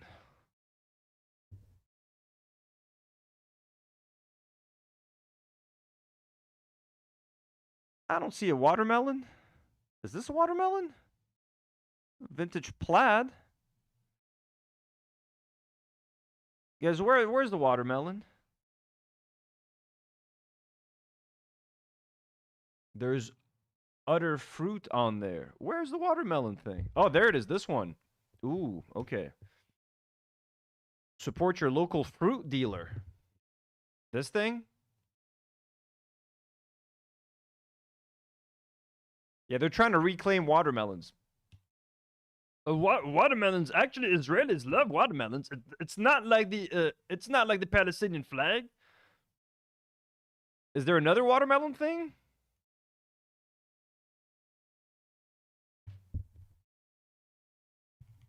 Watermelon. Nothing. Okay, let's go look at the free Teddy Glow Cuddle Balm on orders of $125. How do you access Teddy Glow? There it is. $22 balm, and now they're giving it for free. Yeah, dude, this shit's probably not selling. Who's buying this? Great timing to launch a new brand when your podcast views are down 60%, when your Instagram is down 300K view. So like in the subscribers. IDF, like an army jacket looks like that too. I assume that helps with the us versus Hassan message. Oh, this person with a double major in political science and communication studies wears a press vest. Okay, let me use that to undermine his cause. And don't forget the keffiyeh on top, just a little cherry on top. Oh, dude, everything I said. Oh my God, dude. Oh my God. I swear to God, guys, I did not see this segment before.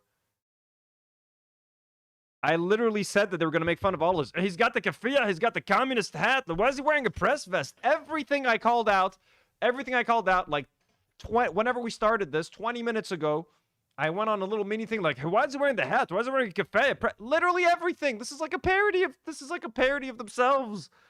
This is a parody. They are a parody of themselves. That's it. I know what they're going to say before they even say it.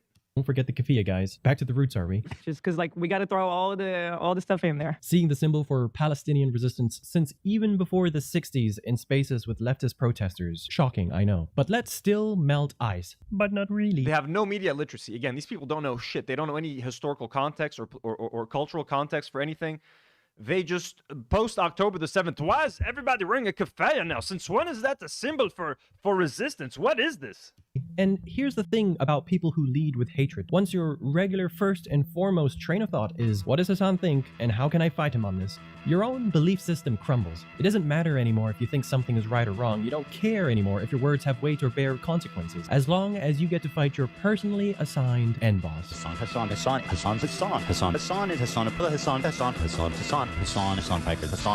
Hassan. Please, calm down. I'm getting worked up. I don't know why you're behaving in such a childish manner when we are actually talking about... Oh my God, their debate, I can't believe that. Should we rewatch their debate sometime? Should we re-stream the whole thing? Because that was so surreal. We were watching it like right as it was happening. It was like a watch along. It was like a live stream. Like, what an insane fucking day that was. What a horrible conversation that was. What a non-productive conversation that was. Should we rewatch it? Should we redo? It was like a 4-hour thing, so it should be like an 8-hour fucking live stream where we listen to the whole thing. What a horrible day that was. Finally, some serious stuff. Okay. Well, you know. Okay. How do I make him look bad today? And if I have nothing at all, why don't I just throw anything to see what sticks? This sword has a Nazi swastika hilt. Funny. It's a swastika, is it not? Yeah. But also not. Really, do you think I would keep it in my house? Dude, you're being so obtuse. I know it's not a swastika, right? And I know you know it's not a swastika, but it is. Okay, so people are saying no. No one wants to see it again. Okay, fuck it. We won't do it again. Literally a swastika also. Because the difference between a swastika and that Hindu symbol is this. You see what I'm doing? This is the difference. If you ask a Hindu person, would they walk around with a swastika sign? So you know it. So you know it's not a no, swastika, they know but you that keep looks calling like it a swastika. sword. So I'm a little confused. Ask your Hindu friends if they would walk around with like a swastika brandished. They know. Okay. Are you Hindu? I am not Hindu. Okay, no. interesting. You want me to button that? Okay. I just pointed out God, that was unhinged. That was an unhinged video. that he has it on his wall, which I find is funny.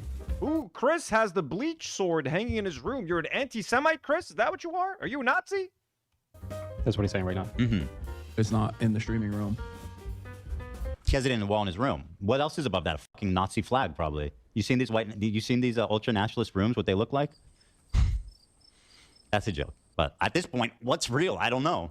This dude probably sleeps with a fucking Nazi down comforter. I seriously doubt that. Okay, maybe that's an exaggeration. You've never seen a swastika down comforter? I have not. Duvet? A swastika duvet? As a matter of fact, I have not. I have not. You haven't looked hard enough. Chris CPS, Hassan's helper, whose username was Chris CPS, said there was 109 stories. On your Instagram stories alone, since January 1st, 2025, you have mentioned me 110 times. What? Based on what? I don't believe that. So you're saying I storied about you 100 times this year? That's an absolute fucking lie, which was a totally made up number because the real number was not even anywhere close to that. 109 is a Nazi dog whistle, swastika sword guy. It's just quite interesting that out of everyone, Ethan Klein could It was definitely over 100 times, dude. It was fucking insane. Like, I don't even follow Ethan on Instagram. I used to, but I would go to check his account every now and then just to see what the fuck he was saying. Like, checking Ethan's Instagram was an activity that we would do. Like, what's the crazy person doing today? What's Ethan saying now? nonstop. I would check that shit because we would make content out of it. Like, it was insane.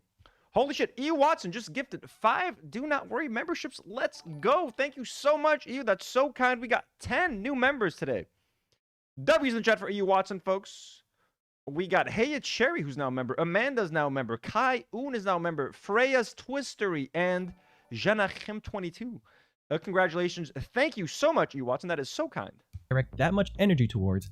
It's the guy that is the favorite hate figure of the political right. But eventually calling people Nazis and anti-Semitic becomes what appears to be a group bonding experience. Shitting on left-wing critics apparently makes for great content with their audience. And wishing the worst on people you dislike? Yep, that's the H3 podcast. His subreddit posted this about Noah Samson, and they joke about how he would meet many Nazis in Argentina. Did you see that Noah's apparently moving out? Yeah, he's... So we think he's trolling. It's a good move. I think he is moving. He just isn't going to Argentina. Okay, maybe he's just using the opportunity to troll, I guess. But I do think he would fit in there because clearly, you know, well, I won't be able to sue him for defamation, you know, and certainly he'll. That is a perk. That's a perk. He'll meet a lot of other Nazis there. They say that Mike from PA is so anti-Semitic, he looks like a Jewish trope drawn by a Nazi. He's so anti-Semitic, he became the physical embodiment of an anti-Semitic trope. He looks like a Nazi caricature of a Jewish person. Look at this Jewish-ass-looking motherfucker. He's turning everything he's hated. No wonder he hates Jews so much. Yeah, exactly. That's why he hates Jews. After the YouTuber Crew World Happy Mind. Oh my god, dude, they're just...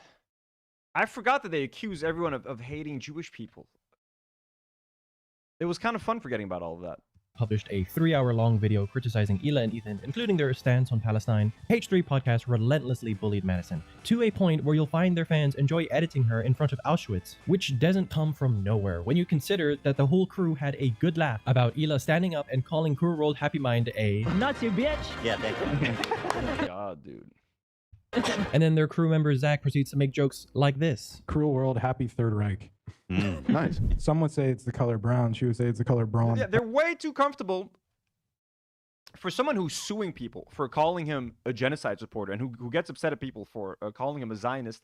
Ethan and Hila accuse everyone of being anti-Semitic. That's the first interaction I ever had with them. I made my viral H3 video that got me a lot of subscribers where I was criticizing them very earnestly, very openly, very honestly, hoping that they would actually see the video and respond.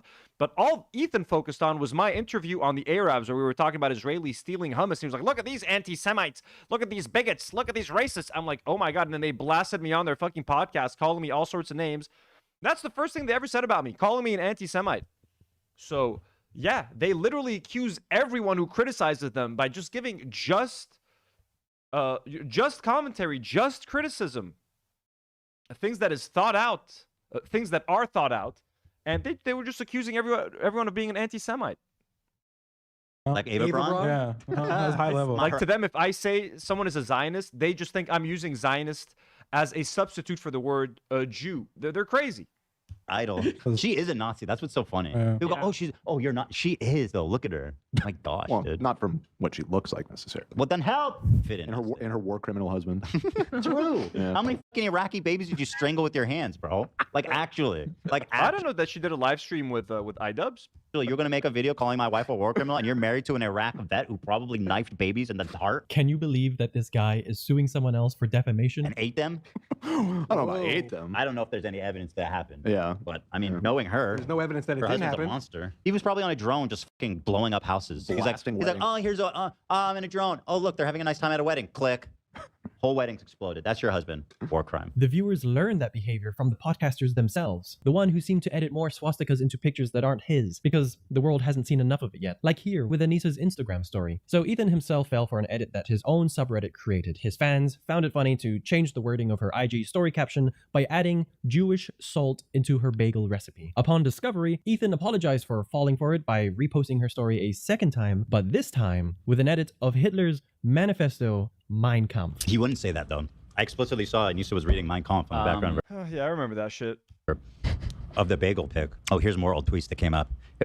That was an edit, by the way. Just the Mein Kampf thing? Yeah. I don't remember. I don't know, to be honest. It could have been an edit. I don't know where it came from or where it originated. I just noticed it was there one day. So we got Nazis everywhere. Everyone who doesn't align with Ethan pretend to fall for another. Calling iDubbbz swastika boy because he shaved his head one day. So we got Nazis everywhere. Everyone who doesn't. Look at this, turning his first gas valve. doesn't align with Ethan, pretend to fall for another AI edited image to delegitimize someone he hates passionately, or for someone he hates even more passionately, look at this AI generated image of Hassan wearing an SS uniform and ask if a sponsor of an event he's a guest at is okay with this. Even Hassan's dog catching strays over this with a photoshopped swastika collar humors Ethan. How dare you? And if you're like me thinking how much crazier can this get, oh boy, are you in for a ride now. Arabi Baby says, how very Israeli of him to plant Mein Kampf in the home of someone. That is so fucking true. Israelis love doing that. They walk around. I think no one has printed more copies of Mein Kampf and purchased more copies of Mein Kampf than the IDF, because they plant them in every home they get a chance to. Lebanese homes, Palestinian homes, Anissa's Instagram posts. Good take. It's April 2026. Trump wants to end an entire civilization. Israel bombards Lebanon daily, and Ethan figured out what his actual problem of the month is. Noah Samson, who criticized Ethan in a video from the 11th of March 2025, put Ethan in a thumbnail. And do you see it? No, not that one. Yeah, that. You're seeing it, right? The pointing hand, or how Ethan calls it. The thumbnail depicted Ethan performing a Nazi salute to the Israeli flag. So now he's suing Noah Samson, alleging to be using an image of Ethan Klein doing something that he used himself for his very own video, which raises 3 questions to ponder on. 1, why was he performing the Nazi salute to? Chris is asking, are bald people anti-Semitic? Yes, Chris, automatically. Automatically. So you are anti-Semitic. And with your bleach sword, you're extra anti-Semitic. Lemon Min Cat says, you know who does have a copy? The current U.S. president. That is true. Does he have a copy of Mein Kampf? It's crazy.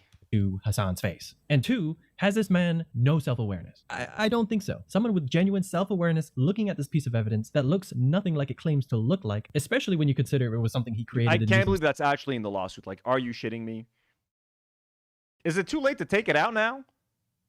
Like, now that he's filed it, now that everyone has pointed out that this was Ethan's own fucking thumbnail, can he get it out of the lawsuit, or is it too late? But someone looking at that would think, maybe I should sit this one out. The fact that he didn't suggests that he either genuinely does not see the contradiction, or he sees it and is confident his audience won't. The Nazi salute is a nice touch, isn't it? Or number 3, the forced apology from Casey Tron apparently wasn't enough, because here we are again. You know what? I should just let it play for you guys, right? And we can go back and enjoy certain moments of it. Or I mean, not enjoy, because certainly that's not the right word to say, but to appreciate. After suing Casey Tron for copyright. What a fucking asshole, man. Infringement, they came to a settlement which included This was such an annoying stream to watch because of him reveling. And yeah, just like I said, let's enjoy the apology. Played it over and over again, went over multiple parts. Being completely insincere in everything that he said. Again, guys, I give the podcast 2 years. Okay, oh, by the way, would you guys still watch the stream at 9 a.m. Eastern? 68% vote yes, 32% vote no. Okay, I might give an early stream a try just to see what happens. Public apology from Casey Tron, in which she had to also apologize to Asmongold. Yeah. Why? I would like to know that too. But what I do know is that slap suits are quite a popular tactic across wealthy individuals, corporations, and increasingly right-wing figures who love to silence critics. The goal is to drain the other person's wallet, time, and energy. A wealthy person can bear the cost of filing a lawsuit indefinitely. The person being sued usually cannot, which is the point of it. Some examples for slap suits can be found within Trump. For example, Donald Trump has a history of... Ethan became Ryan Kavanaugh. Look at that, dude. Look at that. And now, we have another H3 lawsuit episode happening right now? Or whatever the fuck. The Reddit... What did they win in the Reddit lawsuit? What happened? He can't even control himself. He has to make content out of it. Huge legal victory against Reddit mods. Gay or straight, animal calling, Ethan's new... Where does he talk about it? Oh, legal victory right at the beginning?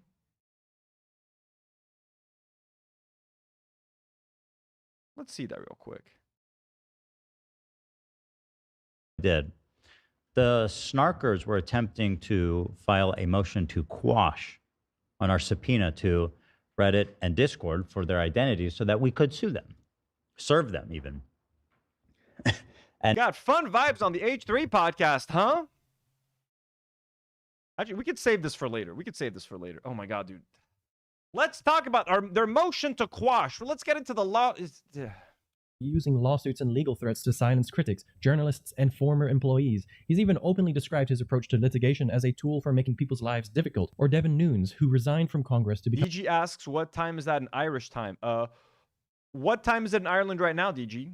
It's here in Lebanon. It is 11:28 p.m. CEO of Trump Media and Technology Group, and built a reputation for filing so many litigious defamation claims and filed so many slaps that the Washington Post wrote an article called "Raise Your Hand If You Have Not Been Sued" by Devin Nunes. And there are so many other cases of far-right groups and rich individuals using the same tactics. And yet, while Ethan seems to go down the same route despite being a former front-row fighter for free speech on YouTube, their own inner circle seems to maintain a culture of shitting on that one particular person. Let's look at what their own marketing guy, Tom Ward, gets up to on social media. I was just scrolling through Reddit and it was so nice to see so many people shitting on Hassan. For some reason, people were terrified to say anything negative about him for years. I never understood that. People would just stay silent even if they disagreed with him. But now, shitting on Hassan is for everybody. It's fun. It brings people together. Welcome. Fuck you, Tom Ward.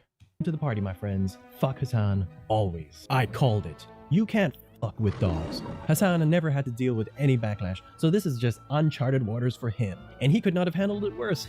But I've got to say, it's fantastic to watch. It's like Christmas morning, your birthday, and Halloween all wrapped into one. I'm just kicking back, eating popcorn, and drinking. Man, that guy lost his fucking mind.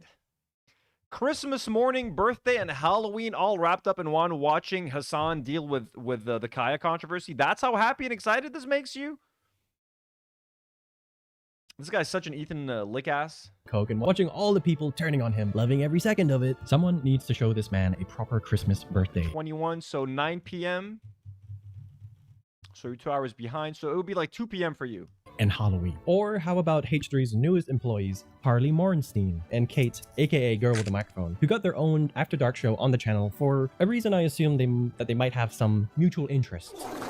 For example, when Harley Morenstein, I assume that they might have some mutual interests. ISIS loves Israel. His ego can't take it. Babe, who is this? Whose channel is this? Oh, that's Guam. Yeah, Guam's obsessed with Hassan, and Harley loves Israel. For example, when Harley Morenstein reacted to Hassan calling out an incredibly Islamophobic congressman by saying, "You should fear carbs instead of Islam, you sweaty animal." Now, Harley saw this as an opportunity to stand up for what's right and say, using fat phobia to combat Islamophobia. And then an explanation on why Hassan will just only ever be a streamer. Such a hero. Harley truly is a man of character. Using fat phobia to combat Islamophobia, reasons like this is why he is and always will be just a Twitch streamer. He will never be anything more than that. Just another dude that streams on Twitch. Shut up, you homophobic piece of shit. This motherfucker's in a homophobic music video. And he doesn't believe that a genocide is happening. And he denies that a famine is happening in Gaza. He's out here feeling bad about fat phobia. Oh my God, that's so sad. Oh, Harley, you're such a nice guy. But do not be fooled by just how much Harley really cares about fatphobic tweets. Because shout out to the Leftovers H3 subreddit that immediately found just a piece of his Twitter history to showcase the hypocrisy. Okay, Fatso, by the way, did you ever get lucky? Get to fuck a guy like you said was on your bucket list? You would not. You would be a happier person if you could accept art as not your calling and embrace your homosexuality. Also be happy with yourself when you're fat, like right now. He's not trolling anyone. He looks fat, lonely, and pretty crazy, to be honest. Okay, Fatso, Lamau, you say I'm having a meltdown, yet you're posting starving children and making custom images about me. Go spend time with your family. Look at this fucking... Dude, this guy's the fucking dumbest motherfucker. He accuses people of being racist while he's done complete full-body blackface. Black body. He went as Shaquille O'Neal. Fart Twain sends a generous $5 super chat. Thank you so much, Fart Twain. And says, I've noticed AB doesn't attack Hassan. They need to give him a talking to and tell him to get with the program. Is he a secret Hassan lover? Yeah, AB tries to be nice to Hassan. AB tries to stay out of it, at least when it comes to Hassan. When it comes to iDubbbz and Anissa, he's gone all in on them. But Hassan, because he knows Hassan would just eat them alive, man. And on the other side of this line of talent from the new show is Girl with a Microphone, a self-proclaimed leftist. And as a gay leftist myself. And also someone that shares viewpoints with Hen Matzik, who is... Oh my God.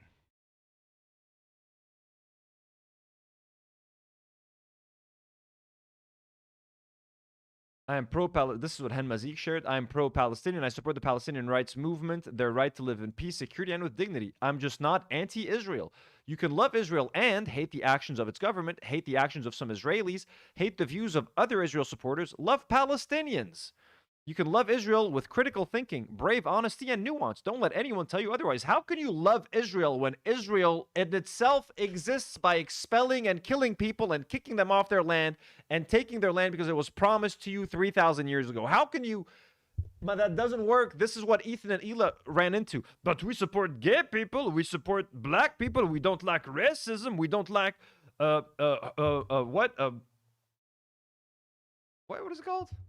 Homophobia, right? They don't like homophobia, they don't like racism, they don't like all of that stuff, but I mean, we could still love Israel, you know, it's still a beautiful country. The poor Israelis have been victims their whole lives. Like, what do you mean? No, you can't act like a leftist and you're like this good person who's all into these ethical things and you support all of these good causes and these humanitarian causes.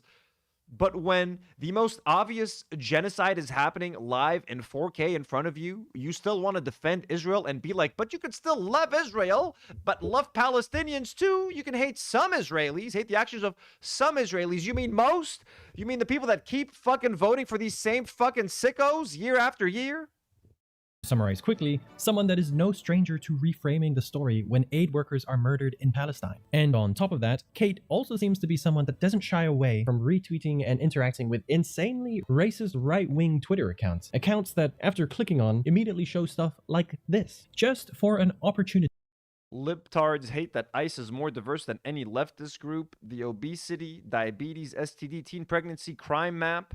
To get at Hassan for the famous joke of last year. She also reposted a video that dunks on Hassan and praises certain infamous right-wing individuals. So right off the bat, two of H3's newest employees are the type of people that will deprioritize Islamophobia to try and score some points, side with propagandists, say it resonates, and then go home and call themselves leftists. And I think at this point, that word deserves an apology. She has 100K followers on Instagram? Home and call themselves offline leftist, pragmatic, progressive co-host of H3 After Dark. Leftists. And I think at this point, that word deserves an apology. Honestly, what is it with people online these days identifying themselves as leftist, as progressive, and then proceed to serve the opposite side? Yeah, I guess the word leftist means nothing anymore, dude. It has been co-opted by the worst fucking people on the internet. Is their identity really that blurred? Are they trying to stay on the moral high ground while quietly choking on their own conservative soul? Because what that label can do in this context, a leftist signal boosting points made from right-wing sources, could carry a lot more weight than a right-wing person doing the same thing. It could theoretically make an attack look more legitimate in a way it never would coming from the other side. What are you actually trying to stand for here? And by the way, I was just wondering if there was anything from the H3 hosts because someone from the H3 team openly interacted with Nazi Twitter accounts. Anything? I guess not, because then again, she is a natural fit for the podcast. She's already studied the in-house style of calling people terrorists, like Rashid al-Haddad, the teenager who uses their platform to document and speak up for Palestine, and has been called a terrorist several times by Ethan Klein. This is the most pathetic terrorist propagandist bullshit I have ever seen, and the fact that you actually think this is credible is so hilarious to me. Wow. Look, man, let's keep it going. No, I love this. This is great. Let him. All right, just keep playing it. But where your messy personal hatred appears to go further is when you begin to trample over a humanitarian aid mission. The Nuestra America convoy brought a lot of good for the people of Cuba. You know, not only were Cubans given basic supplies that don't make it past the US's embargo, but they were also finally given the spotlight on their suffering caused by the embargo that has been ongoing for more than 60 years. A spotlight that is how terrible of Hassan to go there to try to get followers, and then they like make fun of his outfit. Difficult to turn. We reacted to all of Ethan's Instagram stories about this. He went on a fucking Instagram rampage. Because the US has spent decades framing Cuba as a terrorist state. But what was particularly frustrating to watch unfold as it was happening was the contrast between people physically showing up in an effort against US imperialism and the people online with plenty to say against those who did. You know, Ethan Klein cannot pass up an opportunity to attack Hassan's political activism in any form. You gotta share the images that are intentionally being pushed by outlets like the New York Post. Here's the product listing of his glasses. You gotta do a direct rip from r/livestreamfails and repost it on your Instagram story saying, you couldn't write this better with a little sip of espresso at the end. In comparison to the situation on the island, like it's prosperity pretty much. And experiencing that dichotomy is like definitely f***ed me up. Definitely. Because supposedly an espresso is an inaccessible, out-of-touch luxury. The kind of thing that Fox News highlights to try and discredit opponents. Experiencing that dichotomy is like Ethan is just a little bitter troll at this point. You know, sitting behind his computer, behind his phone, bitching at people that are actually on the ground trying to make a difference. Ethan knows he can't make a difference. He knows he has no influence anymore. He knows that the things that he stands for, like what does he want? Is he even willing to go to help Palestinians? No. His idea of aid is going to help like Israelis or something. I don't know. Walk around Tel Aviv, hand out bottles of water. That's Ethan's idea of aid and humanitarianism. So he sees someone actually doing something, and that drives him crazy. That makes him jealous. He's bitter. He wants to downplay it. He wants to make it seem like nothing. He wants to make it personal. He wants to make it about Hassan's finances, and he's drinking an espresso, and look at his glasses. Look at that shirt. He paid $1,000 for that shirt. How dare he? Meanwhile, Hassan is out there doing more to raise awareness about what's happening in Cuba than anyone else. But that's it. That should normally align with Ethan's values and with Ila's values and with Guam's values. They're all leftists, aren't they? They're all humanitarians. They all love peace. They all want to help people. They love Palestinians too, don't you know? But if Hassan wants to go there, that's it. It's a whole other story. Definitely me up. Definitely. Now, nothing he said is true, but we got to replay that last part. You couldn't have done that better if you scripted it. By the way, his glasses cost $1,400. 10 times the average Cuban salary. Those fuckers talked about the same thing. He has the same talking points as Fox News. And 4 times what I pay my writers. But it doesn't matter so much that he's yet again trying to dunk on his biggest enemy. No. Ethan is basically a right-winger at this point. He's basically a right-winger. There's nothing he can say about it. Wait, his glasses cost $1,400. 10 times the average. You couldn't have done that better if you scripted it. By the way, his glasses cost $1,400. I'm sure this guy's writers follow Ethan. 10 times the average Cuban salary and 4 times what I pay my writers. But it doesn't matter so much that he's... Yeah, your writers follow Ethan Klein on Instagram, by the way, my guy. Yet again trying to dunk on his biggest enemy. No. This has been going on for years. It's the fact that he extends the same treatment onto the other activists that participated, essentially doing the work of the people who want that humanitarian's message buried. The Irish rap group Kneecap, that was part of the convoy, were invited as guests in a local Cuban festival for Cuban musicians. Don't forget the keffiyeh on top, just a little cherry on top. And he shared this select moment with a caption suggesting that the convoy went to Cuba to throw a rave on a tropical island despite its scarce resources, and then mocking Chris Smalls for contributing their own acts of solidarity. And on top of that, his 2 new podcasters again, here they are again, add fuel to the fire from the comfort of their chairs with the same miserable cynicism. There were other people on the ground like doing things like delivering aid and things like that, and people painted a mural, which like... What the fuck are you doing, lady? What the fuck have you done to help anyone? And things like that, and people painted a mural, which like... Dude, I hate people like this. I hate people like this. These fucking lazy fucking Americans that are so fucking entitled that just because you call yourself a leftist and you support gay rights doesn't fucking mean shit to the world anymore. Okay, when you share things like, you could still love Israel and still love Palestinians, just understand that some Israelis are crazy. And like, he painted a mural. Like, what the fuck have you done today? What the fuck have you done today? Other than fucking sit in your chair, you lazy fuck. Like, even the mural that they painted, it didn't look like they actually engaged any local artists to help. They could have engaged. Yeah, what do you have to say, Harley? Add something. What is your opinion about the lack of local artists helping them? Please share your opinion. They actually engaged any local artists to help. They could have engaged and paid Cuban artists to do this mural, and it didn't look like they did. So amidst all the nitpicking, it's worth mentioning that they have the very surface level understanding that bringing humanitarian aid is a good thing. And what I saw was... Babylon Marduk says, Anthony, I am playing catch up. I just saw about your mom. Babylon, Haley's mom, not my mom. Haley's mom. But thank you.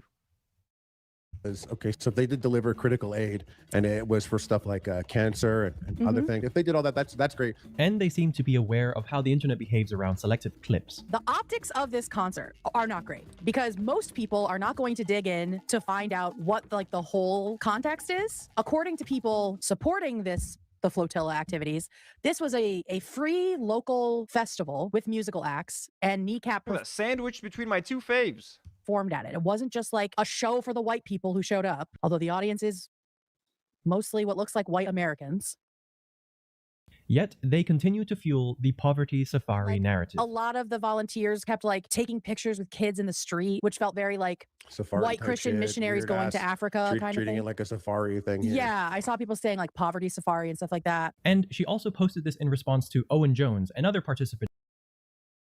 Oh my God, dude. So she just doesn't want to help. Okay, cool. Got it. You don't believe in aid. Just say that. Just say that. Just say white people shouldn't go help anyone in any other country. About how this is going to be insufferable. Don't help Israelis too. Why are you helping? Why are we sending Israel money? Why are you sending Israelis money? Isn't that a white savior complex as well? Why are you helping Ukrainians? Leave them alone. White people helping others. Just leave them. Leave them alone, whitey. White savior vibes, isn't it? To which Owen Jones responded saying that they're making a video based on talking to Cuban medics, patients, and ordinary citizens about their experiences under the blockade. A substantive answer to a bad faith accusation, which was only met with silence from girl with a microphone. Zero follow-up. And then, after a bunch of tweets on her investigation to find out that this is a government-sponsored stunt, she compares the humanitarian aid mission to... Guys, who cares? She did enough to end up on Ethan's channel. She did enough. Okay, she said enough to get paid by Ethan. So who gives a fuck whether or not she's going to answer to Owen Jones? Of course she's not going to answer. What does she have to tell him? She knows he's right. None of it matters. As long as she gets that paycheck, as long as she gets that H3 after show money, that's all that matters, folks. Taking a trip in North Korea. He is protecting the image of the regime, right? And I mean, you see that in some of the other videos that people are posting where they're like, oh, we just made it through customs and it was such a breeze. Everyone here is so wonderful. It's like, these people were told you guys were coming. And as a gay leftist myself, it's like taking a tour in fucking North Korea. Like this was all planned. This is all planned. You guys are the golden geese that are going to promote the regime that's been suffocating people for decades now. All that being said, the blockade is also stupid and terrible and should be lifted. Like we can hold more than one thought. Then let's hear what they've got to say. Oh, yes, thank you. Teach us about holding more than one thought. Yeah, by the way, as she's saying that, the U.S. was there was a complete blackout of oil and gasoline. There was no gasoline entering Cuba. They're running out of power, literally running on like 1 hour of electricity per day. No fuel, nationwide. About the Irish rap group Kneecap, since they're capable of holding more than one thought. And Kneecap happened to do a set there. This is the band that's banned in UK and Canada for Ireland. allegedly saying Big up Hamas. Big up Hamas, big up Hezbollah, and Yeah. holding Hezbollah flag. Yeah, I mean, that's show. Hassan's favorite flags. Based? So I'm surprised he wasn't there, you know? Okay, that's a pretty interesting way to portray Kneecap. I'd rather describe them as a really cool trio that I first discovered through their movie, which is an absolute banger and I totally recommend watching it. With deep roots in standing up against oppression and have faced real persecution for expressing solidarity with Palestine. But trying to reduce this trio down to what they say here feels like a pretty deliberate attempt to discredit them. But it goes on where they talk about how not everything is America's fault, the leftists want it to be that way, and that the people see this whole thing too much in black and white. But let's hear what their alternative is, because I get the feeling that they know better. What's their take on all this? It's also a rapidly aging population, like a lot of old people there. And so something needs to be done. I don't think what Hassan did is going to impact anything. Well, gave us unfortunately. clout stock a boost. Well, of course. Of course. It's all about the fucking clout. I just wish people could see it. I wish more people could see like the influencer angle of all of this stuff. It's as if she's begging for a scandal to come out of a humanitarian aid mission. She's more interested in people seeing the influencer angle rather than awareness being brought to Cuba, which is quite reminiscent of what the Israeli government focused on broadcasting during the global Sumud flotilla. That's true. Her whole commentary about the situation is look at these influencers going to Cuba, look at stupid Hassan, look at stupid sexy Hassan going to Cuba. Isn't that silly? Isn't that stupid? Instead of saying anything about the Cubans, about what's happening in Cuba, about the fact that there's a complete blackout. There was no fuel entering the country. To Gaza in 2025, where they flooded the discourse with bad faith smears. The official Israeli Foreign Ministry Twitter... It's the same thing that Ethan and Hila did for years. Instead of talking about the genocide, they're talking about the influencers online that they don't like talking about the genocide. We're calling them Zionists. Israel murders 500 people in one day, bombs a refugee camp. Ethan's like, this guy called me a Zionist online. He hates all Jews. It's like, what are you doing, dude? What are you talking about? Do you actually care about what's happening? Do you actually care about what's happening on the ground? Or do you just want to score drama points against someone for your stupid podcast? account tweeted about Greta Thunberg and others to have the sole purpose of gaining publicity and labeled the vessels as selfie boats. The message getting put out constantly was that Greta Thunberg is pulling a stunt for clout, a smear that aid missions are no stranger to throughout history, and something that will get signal boosted by these two, who, by the way, despite all their suggestions and speculations, admit to not knowing what went on there. What is this concert? What is this? What was it? Who put it together? Who's it for? According to people on Twitter, I don't know. Code Pink put the festival together? I don't know. I couldn't really find a lot. And he was staying at a very nice hotel. Very That's 'cause nice. if there was something positive that can happen about that, yeah, that's cool. I'm just sick of Hassan's shit. They don't know. They have just told you that they don't know. I mean, look at how equipped they were to the conversation here. The trip was a boat, right? It was supposed to be a boat. And there was apparently like millions of dollars in critical aid that was being there, and there was is it a VTuber? Dude, you can't pay me to watch their show. You can't pay me to watch this fucking after show. I can't fucking sit through it. Like, who gives a fuck about these two people? I can't believe it. No. What's their name? The fact that this gets 100,000 views is actually pretty fucking nuts. Like, H3 fans will guzzle anything up as long as it's anti-Hassan or as long as it stars Ethan fans. People will just lick Ethan's asshole for 2 hours. How is this getting 100K views? I'm genuinely confused. These people both they're both a black hole of charisma. This guy's not interesting unless he's shoving down 30 burgers down his throat. Code Pink? There are ordinary Cuban people who rarely get to show to an American audience how they live with daily consequences of a foreign policy that a lot of media doesn't cover with humanity. People deal with medicine and food shortages, nightly blackouts that exist because of decisions made in the United States, and these people were given hope when they saw a group of activists show up with solidarity and willingness to be there with them. And what the H3 podcast contributed to this moment in time was nothing but talking points recycled from right-wing spaces. And activists are already fighting an uphill battle just to get the truth out about inhumane conditions forced onto Cubans by the US embargo. Right-wing outlets are already out to distort and weaponize out-of-context moments the second they surface. And the people who should know better and proclaim to have progressive values decide to pile on. And it matters even more right now because we're living in a world where getting an honest... I don't think any self-respecting leftist watches the H3 podcast or anything coming from H3 at this point. The whole online left has moved on. 2 years of Ethan eating shit on YouTube and on Twitter and all of that and TikTok has had an impact. Like, to be honest with you guys, I know whoever watches H3 and will still share shit like, I love Israel and I love Palestine, those people are lost. Those people are lost. Those people are like milquetoast Democrats, milquetoast whatever. You know what I mean? They have no leftist credentials. They are the most like centrist of all. So the person was saying that like Ethan and their show still has some like leftist credibility. At this point, not at all. At this point, they got nothing left. Story out gets hard with people trying to derail you. Journalists are getting casted as enemies of the people by the most powerful political figures in the country. And the reason for that is because opposing voices challenge the narrative. They challenge the control. So when someone shows up with evidence that doesn't fit the version of events they've been selling, you're presented with a problem. So what do? You call it fake news. Can you give us a question? I'm not going to give you a question. Can you stay categorically? You are fake news. Sir, can you stay categorically? You call them the enemy. When you report fake news, which CNN does a lot, you are the enemy of the people. Go ahead. Cast them as unreliable, a group that your audience shouldn't trust. You're gutless losers. I say that to CNN because I watch it. I have no choice. I got to watch that garbage. It's all garbage. It's all fake news. It's a good deal because you get to dodge tough questions that challenge you. It works so well that That's basically what H3 says. Anytime someone accuses them of being Zionist or whatever, it's just snark brain. It's their version of fake news. Instead of saying fake news, they just say snark brain now. They dismiss everything by saying snark brain. Oh, that's just snark brain, stupid. That's just snark brain. Fake news. Snark brain. Wash away all the criticism.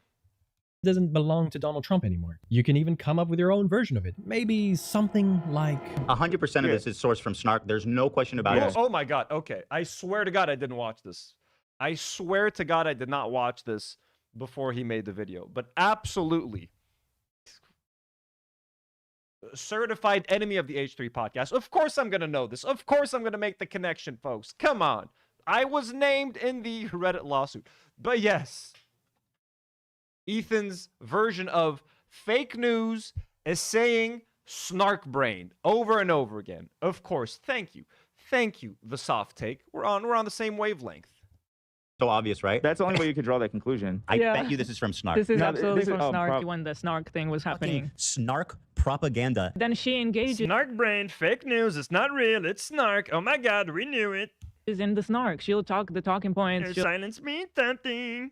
you know, go as low as they go based on nothing. Snark subreddits. Don't try to deny it. This is exactly where you got all this information. You did zero research. so you her- just went on a Snark subreddit. They just watched clips on Snark. They didn't actually watch me talking about it. It's so obvious that she's literally just drawing from Snark. You cannot go to Snark and that be your primary source. Snark. The Snark subreddit. Snark subreddit. Snark subreddit. Snark is Snark. These two have figured out the same trick that allows them to continue saying Yep. Yeah, that is such a good point. That is such a good point.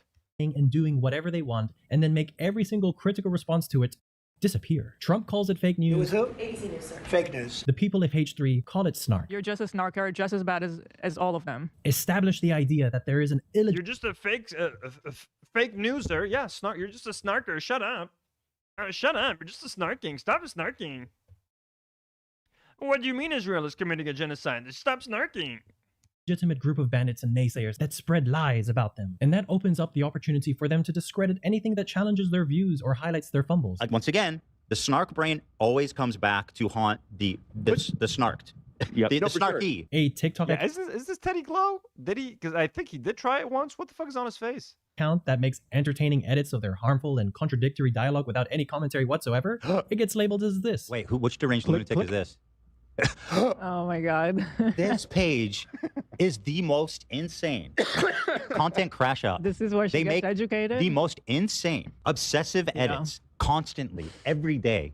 It is fucking bananas. Yeah. This is like the sixth what is it, the bottom of all the rings of hell of snarking. And then when you share their content in your own video criticizing them, they will try to make it about your association with the snark label. And you actually, I saw you left a comment saying Yeah. that this person was a good, reputable source. Have you seen their content? Do you know how deranged and anti-Semitic and obsessive and concerning it is? Like, they're probably one of the... Of course, anti-Semitic. Of course. Of course. Do you know how anti-Semitic this person is, by the way? Do you know? Do you know? Oh, you watch Millhouse's content? Do you know how anti-Semitic Millhouse is? The most deranged, concerning, obsessed snarkers. What? We are Charlie Snark. We are Charlie Snark. We carry the flame. In the game right now. And you co-signing that is really, really, really not cool. Do you disavow content crash out? Which is oddly reminiscent to how... Oh my God, you disavow. You disavow Hamas. Do you condemn Hamas? Do you condemn content crash out? Do you condemn Millhouse? Do you condemn the CPS call? Do you condemn Bad Empanada? Do you condemn Chris Kunzler? Do you condemn Hassan Piker? Do you condemn the A-Raps podcast? Do you condemn the hummus tier list at TwitchCon? Do you condemn denims? Former Governor Andrew Cuomo exclaimed that Zoran Mamdani during the New York mayoral debate will not denounce someone that doesn't have... Big Al Cake Mix says, damn good singing voice. We are Charlie Snark. That one's for you. That one's for you, Big Al Cake Mix. We carry the flame. Bad Pierogies just gifted 5 Do Not Worry memberships. Let's go. Thank you so much, Bad Pierogies. We're at 15 new members today, folks. Holy shit. 15 new members. Let's go. Do you condemn Snark? I do not condemn Snark. I refuse to condemn Snark, Mr. Pierce Morgan. Thank you so much, Bad Pierogies. That's so kind. have anything to do with the actual topic at hand. The Assemblyman will not denounce Hamas. The Assemblyman will not denounce Hassan Piker, who said America deserved 9/11. A convenient way to avoid tackling any substance, which these guys are no stranger to, as you will see in how Ethan very subtly evaded criticism, because Ethan wanted to stay updated with what Cruel World Happy Mind had to say about them in a conversation with Chris Kunzler. Now, if we're not familiar with Chris... Guys, we are at, what is our goal at now? We're at 54% almost, right? We're at 54% of our goal. Crazy. He's a chipper young lad that's built a platform by putting his bachelor's and master's in Middle East studies to use, a skill set that challenges the very fabric of H3. But because there's a kind of public humiliation refused to condemn Hassan Piker that comes from being visibly unable to respond, and because we just have to fuel more drama with Cruel World Happy Mind, Ethan says this. Now, I know a lot of you guys have trouble listening to Chris Kumsler. And don't worry, I've watched this, and no offense to Chris, but he doesn't really have anything interesting to say. So in the interest of sparing us all, I'm going to just skip over what he has to say. Friend of the show, Chris Kunzler, what are you saying about that, sir? Why are you talking about Chris? So don't worry. One thing's for sure that comes out of doing this is that they cancel out someone that they aren't certain they'll have a response to. Smart people don't like me, and they don't like what we talk about. All right, I promise you guys won't have to listen to him. Skip. Yep. No, like not for 1 second would he listen to what Chris Kunzler had to say. It was so fun. We actually watched this. He kept skipping over, literally skipping over. Love skipped it. She's back. When Hila was trying to... A move that said it was too boring for his audience. People in powerful positions worried about their crumbling empire are accustomed to. But eventually, their use of snark doesn't stay contained within the group they have casted as bandits and naysayers. The label kept inflating to the point that it covers just about anything. The launch of Hila's new makeup brand, Teddy Glow, unfortunately did not go without criticism from makeup communities. A post was made discussing possible flaws as a makeup brand, and H3 had established that it is now a snark makeup subreddit. You know what's funny? There's like a snark makeup guru subreddit. Yeah. Which I'm hearing. Beauty guru chatter. It's a snark subreddit now? Oh my god. Now from everybody that Reddit is now suggesting to them like crazy. Including myself. Now it's being recommended to me on my Dude, Reddit needs to be held accountable. What they're doing on that website and pushing people into these snark subreddits is extraordinarily. Don't worry, Ethan. By the time you get your lawsuit and by the time you win your lawsuit, you'll have 6 people watching your podcast still. So, you know, by the time you take Reddit to court, you'll have nothing left. Was this all worth it? I hope so. You fucked up. Yeah. And now there is an audience that has eaten that shit up. However, I will just say, when you consider all the obsessive attacking we have seen in this video so far, that H3 has a lot of great fun in calling everyone Nazis with its community trying to make people look anti-Semitic, that their community has a billion quadrillion posts about Hassan, iDubbbz, Anissa, etc., and that they avoid hearing what one of their critics has to say about them, but still has it in them to make fun of his name. Chris Kuntler. He's Chris Cum Guzzler. Like it's just there. It's not even like, oh, this guy guzzles cum. It's just like it's there. How could I not? And see how undeniable. Hilarious. بتطهر لسانك قبل ما تحكي على كريس كانزلر يا اخو الشرموطة. طهر لسانك يا ايثن كلاين زبر قايلة. اوكي. إذا اسمه لكريس كانزلر بيطلع من تمك بعد مرة. Sorry, my Arabic is being super shitty, folks. بس مشكلتك معي. بتطهر لسانك قبل ما تحكي على كريس كانزلر. Mean-spirited they are when you consider that Cruel World Happy Mind shared a personal family tragedy in a sincere, vulnerable moment as an attempt to build relatability and find common ground regarding the Klein's grievances over October 7th, 2023. Hila was not impressed. Also, she was the whole time she was trauma dumping. Every time we brought something, it was, you know, a sad story, which is sad, and then, you know, everybody felt bad, but like. Which she didn't do in this combo, by the way. Interestingly. She never once had to deflect using the death of a family member. But it's part of why people at the end of the conversation felt for her a little bit, and probably, you know. And finally, when you consider that Reddit itself told them that they themselves behave like a snark subreddit. I haven't said this before. It's so infuriating. We got a hold of someone at Reddit, and we told them about all the snark stuff. It was a comms person, and they got back to us, and they said, well, you guys are harassing people also. You're harassing people, and they're harassing people, so I don't see the difference between your community and their community. Then one could argue that the H3 podcast is a snark podcast along with its community. But what matters is beyond all the drama and specific people in this video. What we see here is a dangerous spiral of what happens when a platform with reach and, for some, credibility decides. I made a poll in the live chat. Will H3 last more than 2 more years? I think that the H3 podcast as we know it, within 2 years. So at this one, it's like in like a year and 7 or 8 months. How long have I been saying this now? I think within 2 years. What's happening? Look at that. You saw the chat like reset. Okay, I'm going to get rid of the chat box. Bye-bye, chat box. What's happening?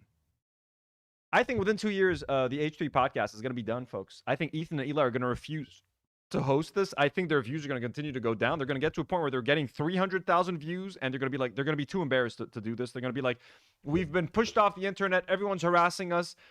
Everyone was against us. Everyone's anti-Semitic. Reddit was against us. YouTube was against us. TikTok was against us. Twitter was against us. Everyone's anti-Semitic. Everyone hates us. We're going to leave. and they're going to try to paint themselves as the victims. Like, we hope you're happy. You know, that's what they're going to try to be like all sad, like, oh, we're going to leave now. And they might give the show to like Guam and Harley. They might become the full-time hosts. How about that? Or maybe Dan, maybe the crew can become the full-time host. But Ethan and Hila will be off the podcast within 2 years. And most of you seem to agree with me. Pretty cool. That one person is worth more than every principle they claim to hold. And a scary part of this is that nobody in that room appears to have spoken up. So I want to end with a question I don't know the answer to. Can you come back from this? Not legally, not reputationally, but can you look at everything in this video and reckon with what this has turned into? Can you acknowledge that hatred became the point because of a self-designated enemy? That is the identity crisis. I'm saying all of this not because I believe it would change anything, but because lesser fortunate people like Cubans who talked to those activists deserved better than jokes about bouncy castles. Thanks for watching the video. Bye-bye.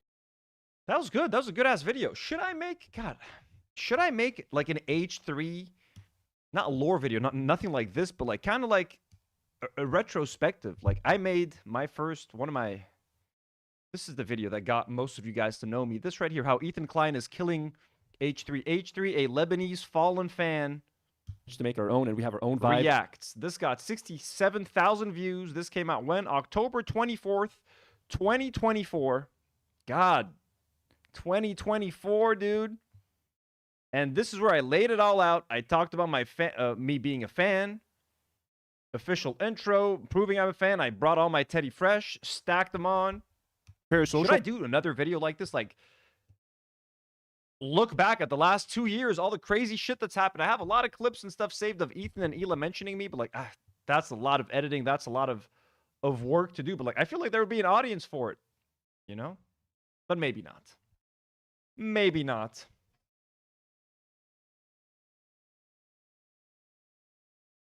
Who's Morgan? Morgan is one of the new hires with Tamara. She's gone from the pod and not a single word said from anyone, including her. Morgan, is she the one with like the red hair?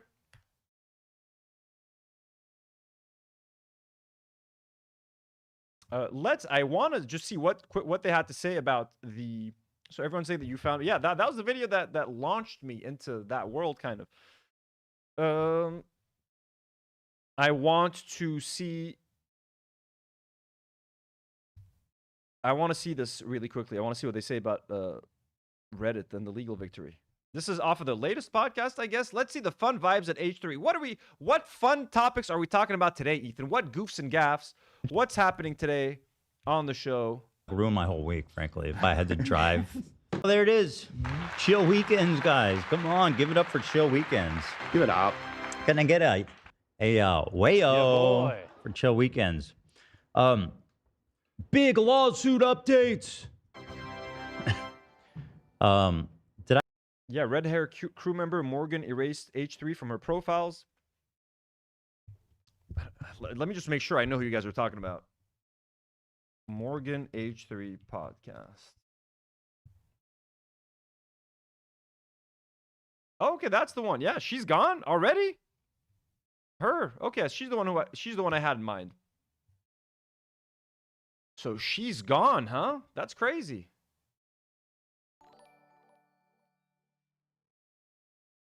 Already. Mustafa Jab sends a $5 dono. Thank you so much, Mustafa. That's so kind. Says, I feel like a retrospective on H3 video would be a drop of water in an ocean at this point. That is true. There's so many, right? I have one of the OG videos. I guess I can live with that.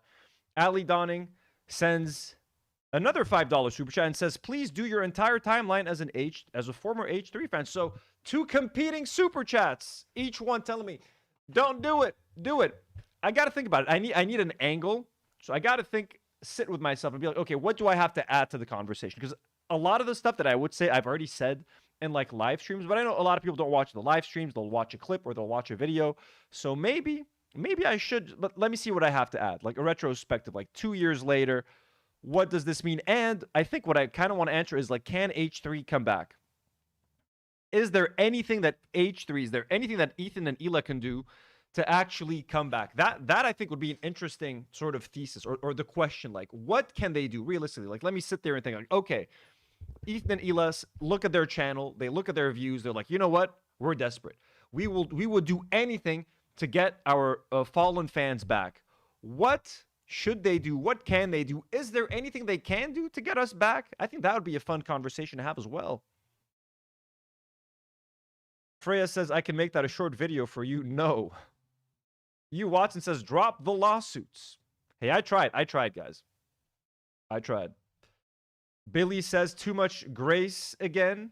Come on, am I showing grace? No, I'm not going to say they are. The conclusion would probably be there's nothing they could do, but we could talk about options and then end it with like, no, there's nothing. Wouldn't that be fun? I don't remember if I mentioned this on Friday. I don't believe I did. The snarkers were attempting to file a motion to quash on our subpoena to Reddit and Discord for their identities so that we could sue them, serve them even. And we've got... like, what the fuck are they even talking about, though? Into this really...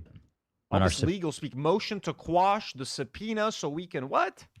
The snarkers were attempting to file a motion to quash on our subpoena to Reddit and Discord for their identities so that we could sue them. So they filed a subpoena. So Ethan and his lawyer filed a subpoena to Reddit because they want Reddit to reveal the identities of the mods, correct? So that Ethan can serve them and sue them and dox them. They wanted to dox them. I remember them talking about wanting to expose them and make fun of them, etc. So, okay, so that's what Ethan wanted. So now, the Reddit mods got a lawyer and they tried to quash that request. And now that they have failed to get it quashed is what happened, huh? Serve them even. And we've gotten to this really outrageous legal battle, in my opinion, where they filed like thousands and thousands of pages of stuff trying to make me look bad and whatever, yada, yada. Anyway, let's go. I'm sure it's not that hard to make you look bad. And them filing thousands and thousands of pages just means Ethan's lawyer, Ram Bar Nassim, has more work to do. DG or Hui just gifted 5 Do Not Worry memberships. Let's fucking go. Thank you so much, DG. That's so fucking kind. 5 new members. Let's go. W's in the chat. We're at 20 new members today. That's fucking insane. 20 new members. Beautiful. Thank you. That's so kind. That's so generous.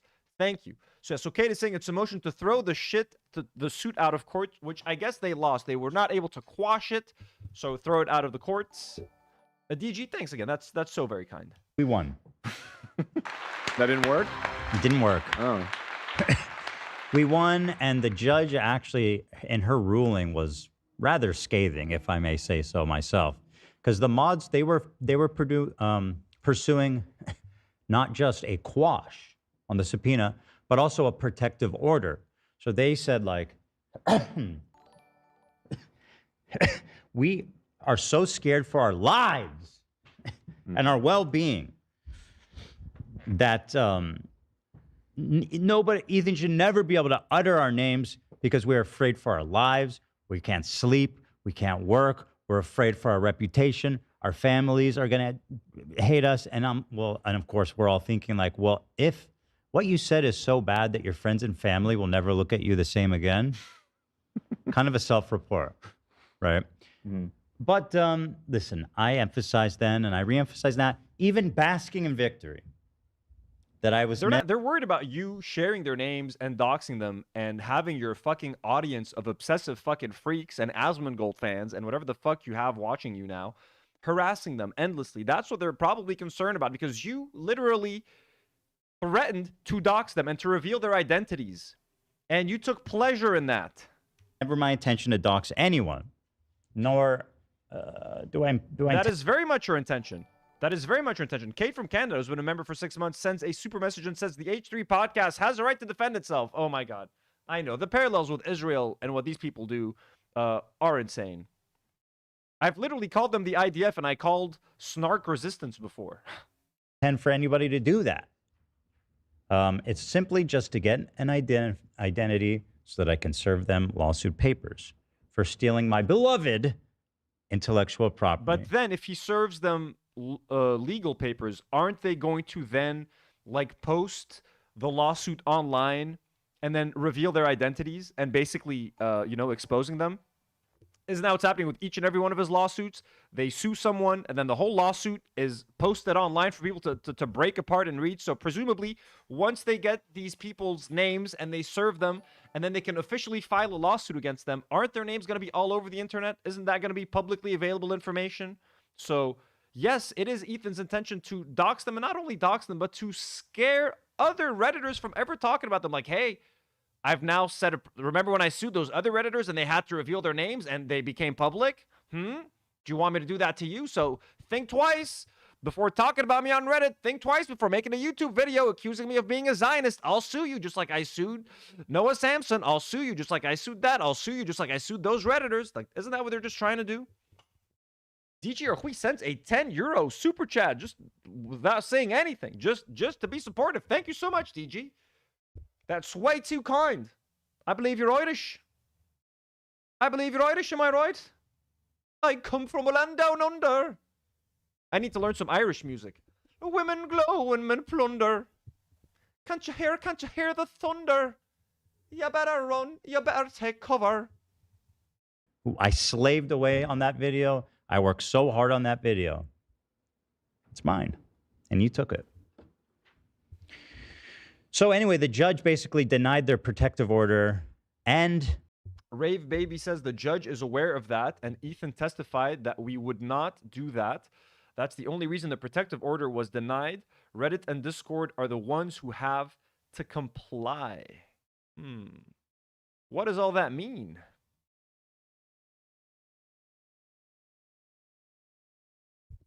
So there's a protective order. So Ethan is not allowed to share their names. So once Ethan files the lawsuits, there's now a protective order that will protect their names from being shared. And it's not a guarantee that he's going to get their names. Is that what you're saying?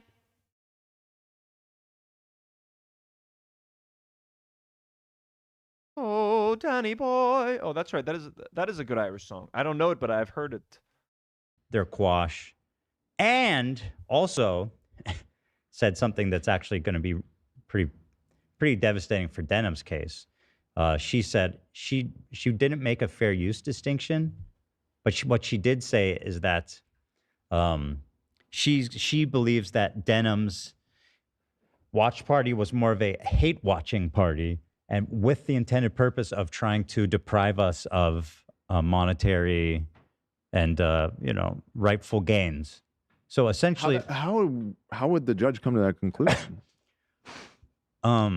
She watched it. Oh, okay. Yeah. It's because it's what Denham said it was. Yeah, yeah. Oh, okay. Is it the same judge that's presiding over the Denham's case that's presiding over the Reddit case? Why is that judge commenting on fair use? Like, what does that have anything to do with that? And you could still hate watch someone just like you do with Hassan and Moses and Trisha all the fucking time. What does that fucking matter? What the fuck does that matter? Monetary and rightful gains. So essentially, how would the judge come to that conclusion? She watched it. Oh, okay. Yeah. It's because it's what Denham said it was. Yeah, yeah. Oh, okay. Yeah, got it. Right. Yeah, she watched it. Yeah, she just looked at it. Yeah. And Yeah, so, but that was a wild thing. So to one say, of the yeah, and I can't get over the fact that again, Denham's refers to her stream as a watch party, and in my first legal victory against Matt Haas, the judge in. So what's the song called that I was singing earlier? Their names are already out there. Mauricio says, I'm so confused about all of this. Oh, Danny Boy, that's right.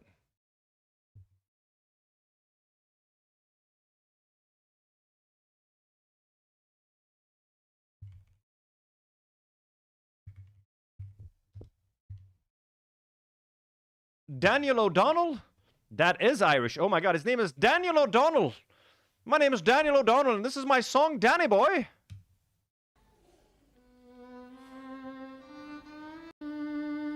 To the sons to war. The pipes Oh, Danny Boy, the pipes are calling. I'll learn this in my spare time, folks. Huge legal victory. 250K views. in her opinion, explicitly states that she does not believe that watch parties are fair use. Right. And then Denims went and said, I'm doing a watch party. It's almost like poetic how it all ties. I got to listen to all this again. 1 second. She watched it. Oh, okay.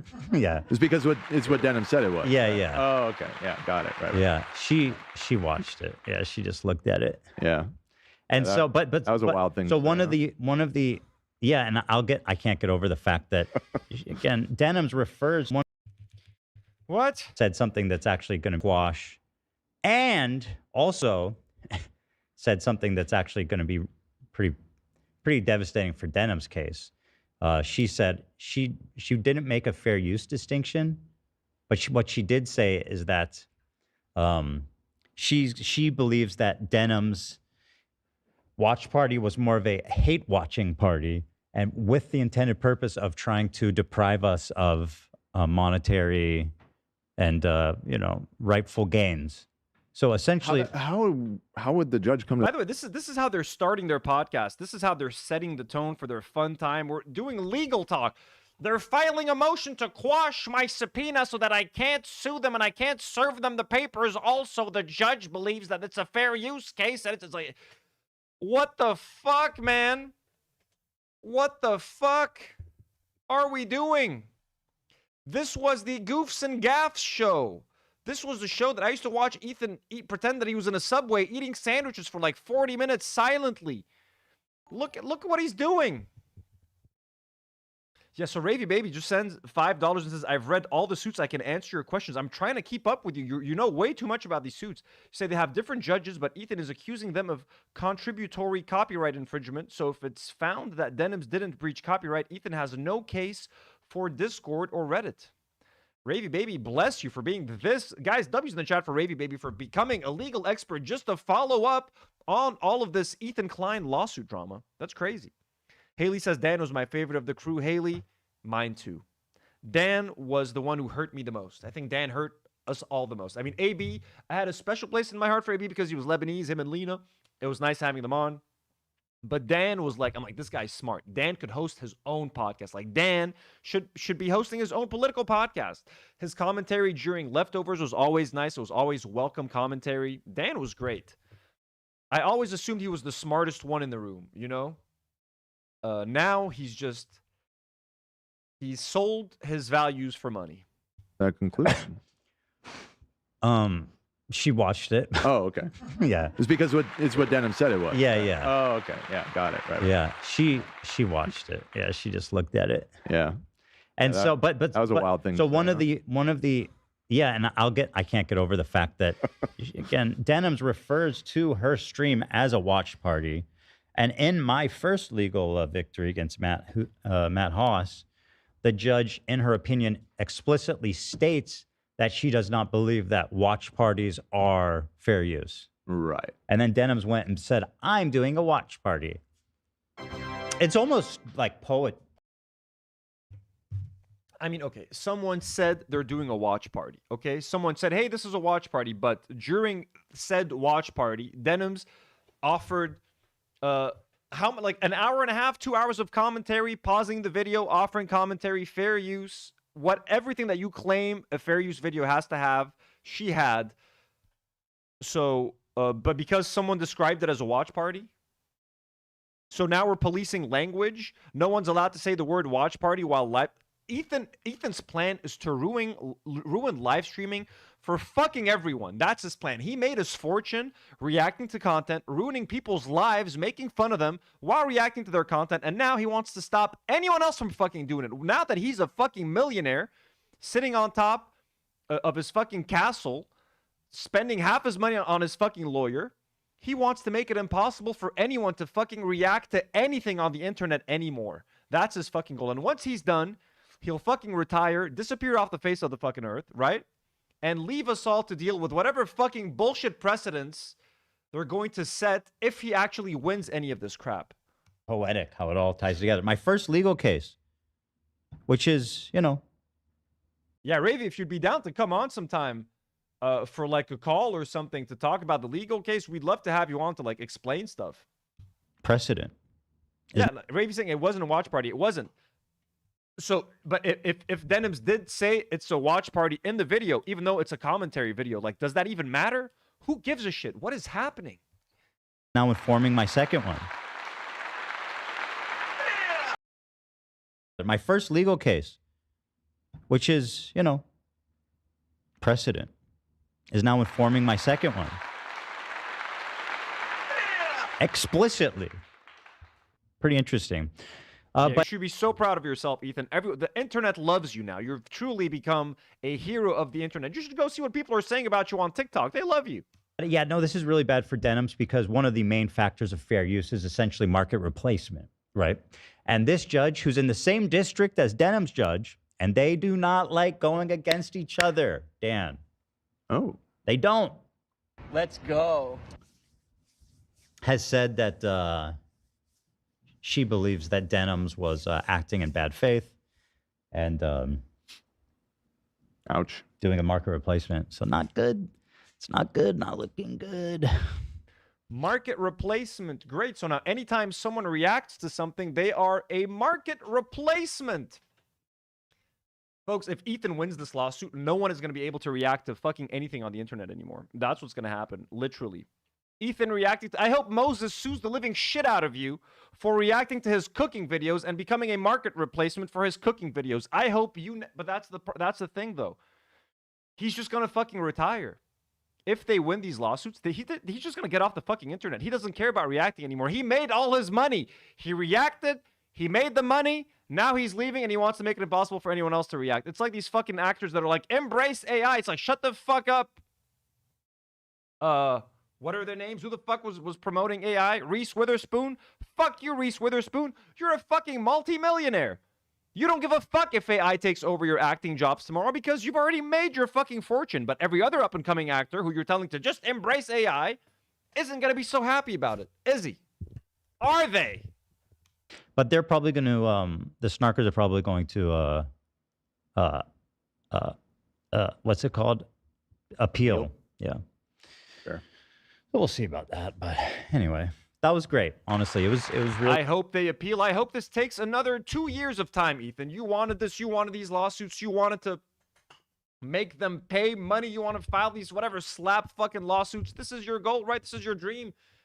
Hassling everyone, making them spend all their money on lawyers, and you have to go to meetings and mediation. I hope this takes another 6 fucking years. I hope this fucking stresses you out to the fucking bone, man. Enjoy. That's what you wanted. Yalla. Enjoy your lawsuits and dealing with them. I hope they appeal and appeal again and again and again and quash and squash and all the fucking shit. All of it. All the squashes. Really a relief.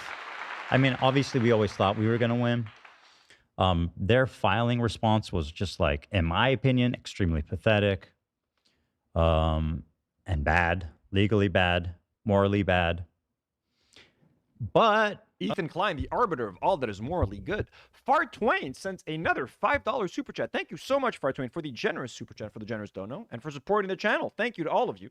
Says, I hope people sue AB because AB straight up steals content on his streams. He just sits there and watches full TV shows and episodes and YouTube videos in silence. Yeah, AB streams. He just fucking sits there and says nothing. And whenever he does say something, it's like usually very bitter or something. I don't know what they do on their streams. I don't watch their streams unless they're talking about me. And for the most part, their streams are like members only or whatever. So I don't know what they get into in there, but I can tell why he doesn't have much of an audience. He doesn't have a lot of charisma. He's very awkward on camera. Doesn't say much. It's mainly just like him talking like his chat. I don't know what they do on there. Anyway, yeah. So we did win, and so you know, it was really nice to learn finally. Classic Rock Lover says he has a whole new attitude when he's just on his own stream. Basically, the Tommy Tough AB. Let's look into his channel in a second. This stuff takes forever. Probably have an update on the Frogan one. People have been wondering what's like that one's been MIA. Probably have an update. That's another episode. That's another thumbnail. Legal update with Frogan lawsuit. That's the H3 podcast, folks. Episodes making fun of his family. Episodes where he's making fun of his nieces, nephews, his brother-in-law, and Trisha Paytas. lawsuit episodes where he's giving us updates on all of his lawsuits. Here's all my legal activity, folks. Let's keep track of it. And then he'll make fun of iDubbbz and Hassan. Such a healthy person, such a healthy lifestyle that he's living. I'm sure his brain, everything in there is doing great. No anxiety, no stress, you know. Keeping up with like 12 lawsuits must be great for the soul. Must be great for the soul. All that fucking money, all that fucking success. He has a whole ass family, 3 kids. And he can't find fucking joy in any of it. Can you imagine being as rich as this man is and suing Redditors? Motherfucker, you got 3 healthy kids. You got a wife. You got a big home, a big mansion. You got money. You got fans. You're out there suing Redditors and suing content creators who criticize you online. And all that other great stuff that some people would kill for. People would kill to have a family. Kids. Fucking massive home in a gated community. You have all of that, but that's not enough. That's not enough to make you happy. You have to go after small YouTubers, small creators. Get all their money. Make them get lawyers. Make them go through legal hell. Tire them out. Try to bankrupt them. Gloat about bankrupting them. You little fucking puny man. Instead of looking at your family and being like, I have a treasure. These 3 children of mine are a treasure. Look, I have done so well for myself. I live in a castle. We have a swimming pool. We have a guest house. My family's healthy. All of that. You were letting internet beef. You're still beefing with Hassan Piker. You are still litigating your beef with Hassan Piker through all these other people because you can't reach Hassan Piker. You can't sue Hassan Piker. You can't bring him down. So you're bringing everyone around him down.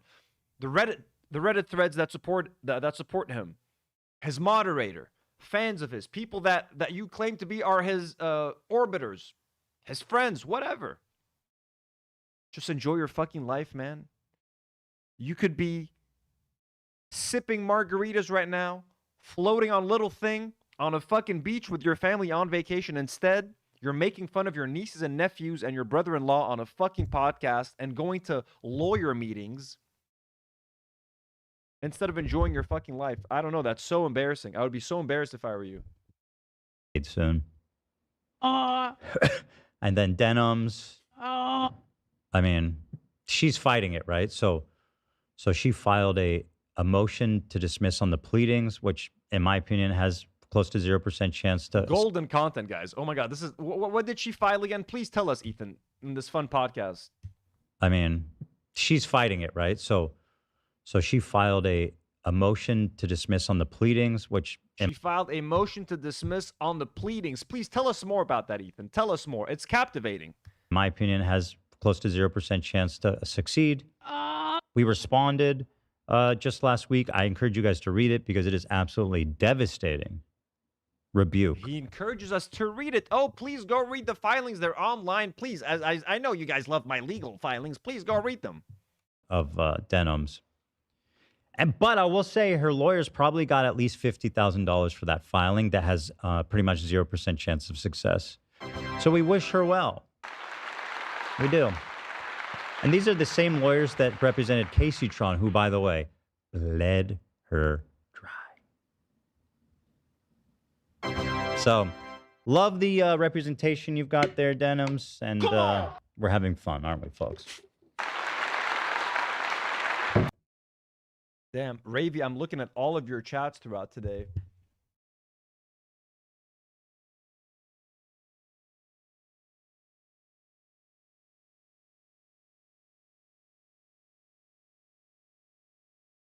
There's a streamer called No Comment Chick who might be interested. She's been following it too. Honestly, I would read you some excerpts from the filing, but go watch a LawTuber do it. We got face banks to talk about. Yeah, exactly. We got priorities. And don't forget about the starfish navigation. Crazy, man. Crazy. What an asshole. What a tool.